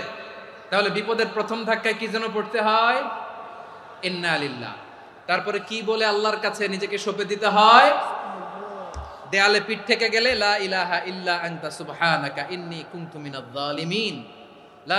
2 নাম্বার হচ্ছে লা ইলাহা ইল্লাল্লাহুল আযীমুল হালিম, লা ইলাহা ইল্লাল্লাহু রাব্বুল আরশিল আযীম, লা ইলাহা ইল্লাল্লাহু রাব্বুস সামাওয়াতি ওয়াল আরদি ওয়া রাব্বুল আরশিল কারীম। মনে থাকবে? ইনশাআল্লাহ বলেন সবাই, আওয়াজ করে সবাই ইনশাআল্লাহ। অনেক সময় এমন হয়, হঠাৎ বিপদের সম্মুখীন হই আমরা, রেডি হয়ে বের হইছে অফিসে, হঠাৎ অ্যাক্সিডেন্টে পড়ে যাই, হঠাৎ পেটের ব্যথায় অজ্ঞান, এরকম হয় না? আপনাদের হয় না? বিষ্ণু ইসলাম বলেন, আকস্মিক দুর্ঘটনার বিপদ থেকে যদি কেউ বাঁচতে চায়, সকাল সন্ধ্যা যেন প্রত্যেকে এই দোয়াটা পড়ে, সকালে যদি 3 বার পড়ে সন্ধ্যা পর্যন্ত হঠাৎ হঠাৎ বিপদ থেকে সে রক্ষা পাবে। To be protected from sudden calamity, sudden disaster, sudden calamity, হঠাৎ বিপদ, হঠাৎ ভয়ঙ্কর কোন আকস্মিক বিপদ থেকে আল্লাহ বাঁচায় নেবে। সকালে পড়লে সন্ধ্যা পর্যন্ত প্রোটেক্টেড, সন্ধ্যাবেলায় যদি 3 বার পরে সকাল পর্যন্ত প্রোটেক্টেড। সুবহানাল্লাহ পড়ে। দোয়াটা কি?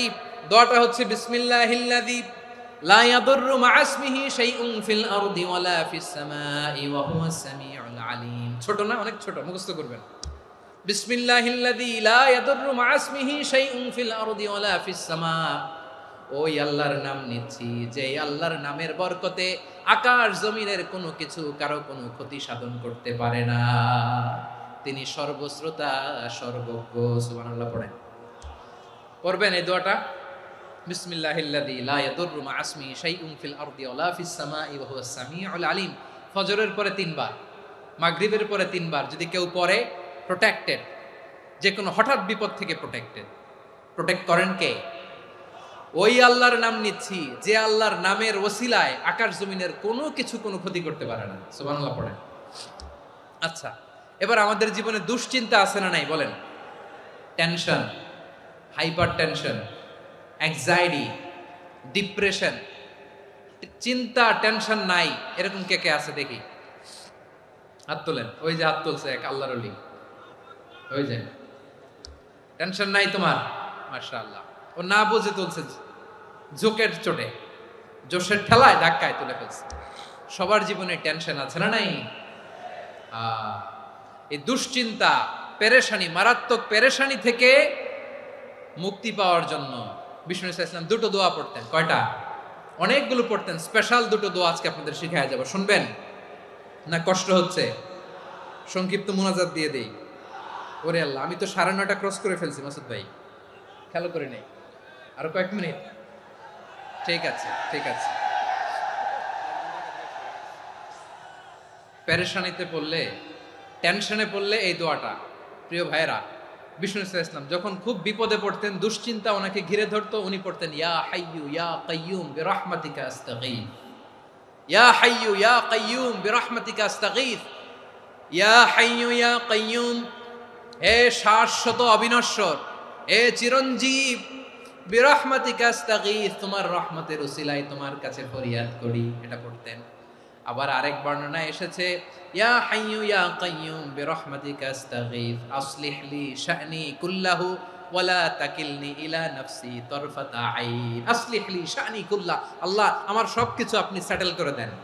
আমাদের সব ঝামেলা সেটেল করে দিতে পারে কে? আমরা তো সেটেলমেন্টের জন্য ওই এসপি সাহেবের কাছে যাই, ডিসি সাহেবের কাছে যাই, অমুক ভাইয়ের কাছে যাই, তমুক ভাইয়ের কাছে যাই। এই দোয়া পড়লে আরশের উপর থেকে আপনার ম্যাটার সেটেল করে দিবে কে? তাহলে পড়বেন ইয়া হাইয়ু, এ চিরঞ্জীব। হাইয়ু মানে চিরঞ্জীব, যিনি চিরকাল বেঁচে থাকবেন, মরবেন না। আল্লাহ মরবেন? তার কোনো লয় আছে? ক্ষয় আছে? সূরা রহমানে আল্লাহ বললেন কুল্লু মান আলাইহা ফানি ওয়া ইয়াবকা ওয়াজহু রাব্বিকা যুল জালালি ওয়াল ইকরাম ফাবিআইয়ি আলাই রাব্বিকুমা তুকাযিবান। জমিনে যা আছে সব ফান, ভ্যানিশ হয়ে যাবে, নিশ্চিহ্ন হয়ে যাবে, শেষ হয়ে যাবে, সব বিলুপ্ত হয়ে যাবে, একজন ছাড়া। জোরে বলেন তিনি কে? ইয়া হাইয়ু। আমার সাথে আওয়াজ করে পড়েন ইয়া হাইয়ু ইয়া কাইয়ুম ইয়া হাইয়ু ইয়া কাইয়ুম বিরহমাতিকা আস্তাগীথ আসলিহ লি শা'নি কুল্লা ওয়ালা তাকিলনি ইলা নাফসি তারফাতা আইন। এভাবে দোয়া করলে আপনাকে বিপদ মুক্ত করবে কে? এই দোয়াটা কেন পছন্দ আল্লাহর কাছে? কারণ এখানে আল্লাহর 2টা সুন্দর নাম আছে, গুণবাচক নাম, আল হাই, আল কাইয়ুম। এই 2টো নাম আছে এখানে। আবার এই 2টা আয়াতুল কুরসির অংশ। আয়াতুল কুরসির শুরুতে এটা আছে না নাই? হ্যাঁ, আছে না নাই? 3 নাম্বার কারণ এটা ইসমে আজম। কোন দোয়াটা ইসমে আজম? যে দোয়া ওসিলায় দোয়া করলে আল্লাহ দোয়া ফেরায় না। অনেকগুলো মত আছে, সবচেয়ে ভ্যালিড মত হচ্ছে এটা, ইয়া হাইয়ু ইয়া কাইয়ুম। এর ওসিলা দিয়ে দোয়া করলে দোয়া কবুল করে কে? দুই নম্বরে বিশ্বনবী মারাত্মক বিপদে পড়লে আরেকটা দোয়া পড়তেন, আল্লাহুম্মা ইন্নী আবদুক। আগে দোয়াটা পড়ি, শুনেন। আল্লাহুম্মা ইন্নী আবদুক ওয়াবনু আবদিক ওয়াবনু আমাতিক নাসিয়াতি বিয়াদিক মাদিন ফিয়া হুকমুক আদলুন ফিয়া কাদাউক আসআলুকা বিকুল্লি ইসমিন হুয়া লাক সাম্মাইতা বিহি নাফসাক আও আনসালতাহু ফি কিতাবিক আও আল্লামতাহু আহাদাম মিন খালকিক আও ইস্তা'সারতা বিহি ফি ইলমিল গায়বি ইনদাক আন তাজআলাল কুরআনা রাবিআ কলবি ওয়া নূরা সাদরি ওয়া জালাআ হুজনি ওয়া যাহাবা হাম্মি। সুবহানাল্লাহ পড়েন। বিষ্ণুই বলতেন, আল্লাহুম্মা ইন্নী আবদুক, ও আল্লাহ আমি আপনার গোলাম, ওয়াবনু আবদিক, গোলামের ঘরের গোলাম, ওয়াবনু আমাতিক, বাদির ঘরের গোলাম। মানে আল্লাহ আমি আপনার গোলাম, আমার বাবা আব্দুল্লাহ ছিল আপনার গোলাম, আমার মা আমিনা ছিল আপনার বাদী। মানে আমরা গোলাম বংশের, সব গোলাম। নিজেরে এর চেয়ে আর ছোট করে আল্লাহর কাছে উপস্থাপন করা যায় আমার ভাইরা? কথা কি বুঝতেছেন? নিজেকে এর চাইতে ছোট, নগণ্য আর তুচ্ছ করে আল্লাহর সাথে প্রেজেন্ট করা যায়? বিশ্বনবী বললেন, ও আল্লাহ আমি আপনার গোলাম, গোলামের ঘরের গোলাম, দাসীর ঘরের গোলাম, নাসিয়াতি বিয়াদিক, আমার মাথার চুলের ছুটি আপনার হাতের মুঠোয়। আপনি ডানে টান দিলে আমি ডানে যেতে বাধ্য, আপনি বাঁয়ে টান দিলে বাঁয়ে যেতে বাধ্য। সুবহানাল্লাহ বলেন। পিছনে দুই একজন ভাই দাঁড়ালেন কেন? হ্যাঁ, বসুন। জায়গা চেঞ্জ করতেছে, সেই দুপুর থেকে বসে আছে আমি জানি। মাশাআল্লাহ, কেউ দু একজন বেরিয়েছে, গ্যাপ পূরণ করতেছে। মাশাআল্লাহ পড়েন সুবহানাল্লাহ আলহামদুলিল্লাহ লা ইলাহা ইল্লাল্লাহ মুহাম্মাদুর রাসূলুল্লাহ সাল্লাল্লাহু আলাইহি ওয়াসাল্লাম। বিশ্বনবী বললেন, আল্লাহ আমার মাথার চুলের ঝুঁটি আপনার হাতের মুঠোয়। আচ্ছা, এইভাবে কাকে ধরা হয়? যে খুব ছোট, ঠিক কিনা? নিজেকে কত ছোট করলেন বিশ্বনবী। ও আল্লাহ আমার মাথার চুলের ঝুঁটি আপনার হাতের মুঠোয়, আপনি ডানে টানলে আমি ডানে যাব, বাঁয়ে টানলে বাঁয়ে যাব। আল্লাহ আসআলুকা বিকুল্লি ইসমিন হুয়া লাক নাসিয়াতি বিয়াদিক মাদিন ফিয়া হুকমুক, আপনার নির্দেশ আমার উপর কার্যকর হবেই হবে। আদলুন ফিয়া কাদাউক, আপনার ফয়সালা, যেই ফয়সালাই আপনি আমার জন্য করেন এটাই ইনসাফ। সুবহানাল্লাহ বলেন। আমরা আল্লাহর ফয়সালায় সন্তুষ্ট হতে চাই না। কত কমপ্লেইন, আল্লাহ তুমি এটা দিলা না, ওইটা পাইলাম না, ওইটা হইল না রে, এরকম অভিযোগ, কমপ্লেইন আমাদের আছে না নাই? আর বিশ্বনবী বলতেন, আদলুন ফিয়া কাদাউক, আল্লাহ আমার জন্য তোমার যেটা ফয়সালা এটাই সবচেয়ে শ্রেষ্ঠ ইনসাফ, এর চেয়ে ইনসাফ আর হতে পারে? এভাবে কায়মান বাক্যে আল্লাহর কাছে বিশ্বনবী দোয়া করতেন। এরপরে বিশ্বনবী বললেন, আল্লাহ তোমার যত নাম আছে সব নামের ওসিলায় দোয়া করি, যে নাম তুমি আমাদেরকে জানিয়েছো, যে নাম তুমি আমাদেরকে জানাও নাই, যে নাম তুমি কোরআনে নাজিল করেছো, যে নাম নাজিল করো নাই, যে নাম শুধু নবীদেরকে জানিয়েছো। আর আল্লাহর এমন কিছু চমৎকার চমৎকার সুন্দর সুন্দর নাম আছে, এই নামগুলো রব্বুল আলামিন কাউকে জানাবে না। সুবহানাল্লাহ বলেন।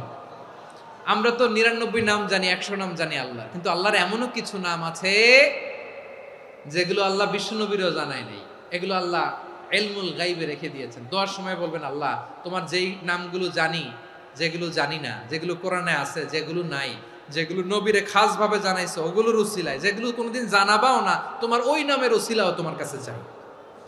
আল্লাহ কোরআনকে আমার হৃদয়ের বসন্ত বানাও, আমার বক্ষের জ্যোতি বানাও, আমার চিন্তা দুশ্চিন্তা তুমি দূর করে দাও। বিশ্বনবী বললেন, এই কালিমাগুলো, এই বাক্যগুলো পড়ে যদি কেউ আল্লাহর কাছে ফরিয়াদ করে, তার হৃদয় থেকে দুশ্চিন্তা কাটিয়ে দিবে কে? পড়বেন, এই দোয়াগুলো পড়বেন। আচ্ছা, সব শেষে বলি, ঋণের বোঝায় যারা জর্জরিত, বিষ্ণু ইসলাম চমৎকার একটা দোয়া শিখিয়েছেন। আমাদের অনেকে ঋণের বোঝায় জর্জরিত, আছে না নাই? এদিকে কেউ আছেন? থাকলে হাত তোলার দরকার নেই, থাকলে এই দোয়াটা পড়বেন। এক সাহাবীর নাম আবু উমামা, নামাজের ওয়াক্ত ছাড়া উনি মসজিদে যেয়ে বসে আছে। বিশ্বনবী বললেন, কি রে আবু উমামা, নামাজের তো ওয়াক্ত হয় নাই, মসজিদে কি? সাহাবী বলে, হুমুমুন লাজিমাতনি ওয়া দুয়ুন, নবী গো ঋণের বোঝায় এমন টেনশনে আছি, ঘরে থাকতে পারলাম না, মসজিদে চলে আসছে। বিশ্বনবী বলেন, আমি কি তোমার এমন একটা দোয়া শিখাবো যেটা পড়লে আল্লাহ তাআলা তোমার ঋণের বোঝা হালকা করে দিবেন? আবু উমামা বললেন, ইয়া রাসূলুল্লাহ, অবশ্যই শিখাবেন। বিশ্বনবী বললেন, তাহলে তুমি পড়বা, আল্লাহুম্মা ইন্নী আউযু বিকা মিনাল হাম্মি ওয়াল হাযান ওয়া আউযু বিকা মিনাল জুবনি ওয়াল বুখল ওয়া আউযু বিকা মিন গালাবাতিদ দাইনি ওয়া কাহরির রিজাল। ও আল্লাহ, তোমার কাছ থেকে দুশ্চিন্তা থেকে পানা চাই, কৃপণতা, ভীরুতা, অলসতা, কার্পণ্যতা, এই সব কিছু থেকে, মানুষের কঠোরতা, আমার উপর মানুষের আধিপত্য এবং ঋণের বোঝা থেকে পানা চাই। এই দোয়াটা যখন বিশ্বনবী শিখাই দিলেন, আবু মামা বারবার এই দোয়া পড়ে, আল্লাহুম্মা ইন্নী আউযু বিকা মিনাল হাম্মি ওয়াল হাযান ওয়া আউযু বিকা মিনাল আজজি ওয়াল কাসাল ওয়া আউযু বিকা মিনাল জুবনি ওয়াল বুখল ওয়া আউযু বিকা মিন গালাবাতিদ দাইনি ওয়া কাহরির রিজাল। আবু মামা বলে এই দোয়া আমি পড়তে লাগলাম। কিছুদিন পরে দেখা গেল বিশ্বনবীর শেখানো এই দোয়ার বদৌলতে আল্লাহ তাআলা আমার সব ঋণ পরিশোধের ব্যবস্থা করে দিয়েছেন। পড়বেন। আমার প্রিয় পটুয়াখালীর ভাইয়েরা, বিশ্বনবীর জামাতা সাইয়্যিদিনা আলী রাদিয়াল্লাহু তাআলা আনহুর কাছে এক লোক এসে বলে, হে আলী, ঋণের বোঝায় আমি জর্জরিত, আমার কিছু অর্থ দিয়ে সাহায্য করো। সাইয়্যিদিনা আলী রাদিয়াল্লাহু তাআলা আনহু বললেন, আমি কি তোমারে এমন একটা দোয়া শিখাবো যেটা বিশ্বনবী আমাদের শিখিয়েছেন? এই দোয়া যদি তুমি পড়ো, লাউ কানা আলাইকা মিসলু জাবালিন কাবীরিন দাইনান আব্দুল্লাহু আনকা, পাহাড় পরিমাণে যদি ঋণের বোঝা হয়, আল্লাহ এটা পরিশোধের ব্যবস্থা করে দিবেন। ছোট্ট একটা দোয়া বিশ্বনবী শিখালেন, বললেন তুমি পড়বা, আল্লাহুম্মা কফিনি বিহালালিকা আন হারামিকা ওয়া আগনিনি বিফাদলিকা আম্মান সিওয়াক। মুখস্থ আছে? হ্যাঁ আছে। আল্লাহুম্মা কফিনি বিহালালিকা আন হারামিক, আল্লাহ তোমার হালাল দিয়ে আমাকে পরিতুষ্ট করো, হারাম থেকে বাঁচিয়ে রাখো, আর তোমার অনুগ্রহে মানুষের মুখাপেক্ষী যেন আমি না হই, আমি যেন সবসময় তোমার মুখাপেক্ষী হয়, ওই তৌফিক দিও। সুবহানাল্লাহ পড়েন। এই দোয়া বেশি বেশি পড়লে ঋণের বোঝা হালকা করে দিবে কে? তাহলে প্রিয় ভাইয়েরা, বিপদে পড়লেই প্রথমে কি পড়বেন? পটুয়াখালী ভুইলা গেছে। বিপদে পড়লেই প্রথমে ইন্না লিল্লাহ কি বলে নিজেকে আল্লাহর কাছে সঁপে দিতে হয়? হাসবুনাল্লাহ। চরম বিপদে দেয়ালে পিঠ থেকে গেছে, তখন লা ইলাহা ইল্লা আনতা সুবহানাকা ইন্নী কুনতু মিনাজ জালিমিন। এরপরে লা ইলাহা ইল্লাল্লাহুল আযীমুল হালিম, এই দোয়া। আকস্মিক বিপদ, হঠাৎ যেন কোনো বিপদ আমাকে পেয়ে না বসে, এটার জন্য বিসমিল্লাহিল্লাযী লা ইয়াদুররু মা ইসমিহি শাইউন ফিল আরদি ওয়ালা ফিস সামাই ওয়া হুয়াস সামিউল আলিম। সকালে 3 বার, রাতে 3 বার। আর মারাত্মক tension, hyper tension, anxiety, depression থেকে বাঁচার জন্য 2 দোয়া, ইয়া হাইয়্যু ইয়া কাইয়্যুম, ইয়া হাইয়্যু ইয়া কাইয়্যুম, মনে থাকবে? আর আল্লাহুম্মা ইন্নী আবদুক, এই দোয়া। ঋণ থেকে বাঁচার জন্য 2 দোয়া, আল্লাহুম্মা ইন্নী আউযু বিকা মিনাল হাম্মি ওয়াল হাযান, এটা। আর আল্লাহুম্মা কফিনি বিহালালিকা আন হারামিকা ওয়া আগনিনি বিফাদলিকা আম্মান সিওয়াক। আর সব সময় পড়ার জন্য একটা আমল দিয়ে যাই, উঠতে বসতে, অফিসে যাচ্ছেন, অফিস থেকে ফিরতেছেন, বসে আছেন, শুয়ে আছেন, ছোট্ট এক শব্দে আমরা যেন বেশি বেশি পড়ি, আস্তাগফিরুল্লাহ। আওয়াজ করে আমার সাথে পড়ুন, আস্তাগফিরুল্লাহ। আবার পড়ুন, আস্তাগফিরুল্লাহ। আল্লাহ রাসূল সাল্লাল্লাহু আলাইহি ওয়াসাল্লাম বলেন, মান লাজিমাল ইস্তিগফার, যে সব সময় এরকম ইস্তিগফারের সাথে লেগে থাকে, জাআলাল্লাহু লাহু মিন কুল্লি যিকিন মাখরাজা, আল্লাহ তাআলা তাকে কোনো বিপদে আটকান না, সে জীবনে আটকাবে না, যে কোনো বিপদে আল্লাহ তার রাস্তা বের করে দিবেন। Way out, you will get a way out and solution. সুবহানাল্লাহ।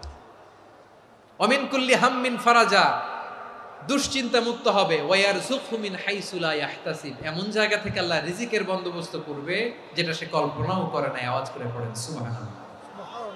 তাহলে মনে থাকবে আস্তাগফিরুল্লাহর কথা। সব শেষ কথা বলবো, সব শেষ আমার প্রিয় ভাইয়েরা। এটা গেল নিজের বিপদ। কিসের বিপদ? নিজে যদি বিপদে পড়েন। অন্যের বিপদ যদি দেখেন, এটার জন্য একটা দোয়া আছে। অনেক সময় আমরা দেখি হাসপাতালে ক্যান্সারের 3rd স্টেজে চলে গেছে, লোকটা হ্যাংলা হয়ে, চিকন হয়ে, হায়রে কি কষ্ট পায়, দেখি না? বিষ্ণু বলে, একটা দোয়া যদি কেউ অন্যের কোনো বিপদ দেখে পড়ে, ওই বিপদ তার জীবনে কখনো আসবে না। শুনবেন? শোনার আগ্রহ আছে? অনেক সময় হয় যে আমরা মহাসড়ক দিয়ে যখন চড়ি, দুর্ঘটনায়, আইরে আল্লাহ, দুর্ঘটনায় মানুষের মাথা একদিকে, দেহ আরেক দিকে, ব্লিডিং, এরকম হয় না? আল্লাহ তুমি হেফাজত করো। বিশ্বনবী বলেন, এই দুর্ঘটনা দেখে কেউ যদি এই দোয়াটা পড়ে, তার জীবনে সে কোনোদিন এরকম অ্যাক্সিডেন্টের সম্মুখীন হবে না। শুনবেন? বিশ্বনবী বলেন, অন্যের বিপদ দেখে কেউ যদি পড়ে, আলহামদুলিল্লাহিল্লাযী আফানি মিম্মা বতালাকা বিহি ওয়া ফাদ্দালানি আলা কাসীরিন মিম্মান খালাকা তাফদীলা, মানে প্রশংসা সে আল্লাহর যে আল্লাহ তাআলা তোমাকে যেই জিনিস দিয়ে পরীক্ষা করেছে আমাকে ওইটা থেকে বাঁচিয়ে দিয়েছে। তোমাকে আল্লাহ যেই বিপদে ফেলেছে আমাকে ওই বিপদ থেকে তিনি মুক্ত রেখেছে, আর তার অনেক সৃষ্টির উপর আমাকে তিনি প্রাধান্য দিয়েছে। সুবহানাল্লাহ পড়েন। যে কোনো বিপদ, কারো ক্যান্সার দেখে যদি এই দোয়াটা আপনি বিশ্বাসের সাথে পড়েন, জীবনে কোনোদিন ক্যান্সার রোগে আক্রান্ত হবেন না। দুর্ঘটনা দেখে যদি পড়েন, ওই দুর্ঘটনা আপনাকে স্পর্শ করবে না। যে কোনো কারো বিপদ দেখে যদি কোনো বিশ্বাসী বান্দা এই দোয়া পড়ে, বিশ্বনবী বলেন লাম ইউসিবহু যালিকাল বালা, ওই বিপদ তাকে আর ধরবে না। উফিয়া মিনহু মিন যালিকাল বালা কাইনাম মা কান, সে যতদিন হায়াত পাবে কোনোদিন ওই বিপদ তাকে স্পর্শ করবে না। এই দোয়াটা পড়তে রাজি আছেন আমার প্রিয় ভাইরা? তাহলে পুরো আলোচনার সেন্ট্রাল থিম হচ্ছে আমাদের জীবনে বিপদ আসবে, কষ্ট আসবে, দুঃখ আসবে, কিন্তু বিপদে আপদে আমরা হাল ছেড়ে দিব না, হতাশ হব না। মুমিন হতাশ হয় না, নিরাশ হয় না, হাল ছেড়ে দেয় না। মুমিন ভরসা রাখে একজনের উপর। আওয়াজ করে বলুন, যিনি কে? বিপদে পড়লে আমাদেরকে উদ্ধার করে কে? আবার আমাদেরকে যদি কোনো নেয়ামত আল্লাহ দিতে চান, ওইটা কেড়ে নেওয়ার ক্ষমতা কারো আছে? তাহলে আমরা কানেক্টিভিটি বাড়াবো কার সাথে? আমাদের প্রার্থনার ফরিয়াদের হাত তুলবো কার কাছে? রাজি আছেন পটুয়াখালীর ভাইয়েরা? মনে থাকবে কথাগুলো? আল্লাহ তাআলা আমাদের সবাইকে কথাগুলো বোঝার ও আমল করার তৌফিক দান করুন।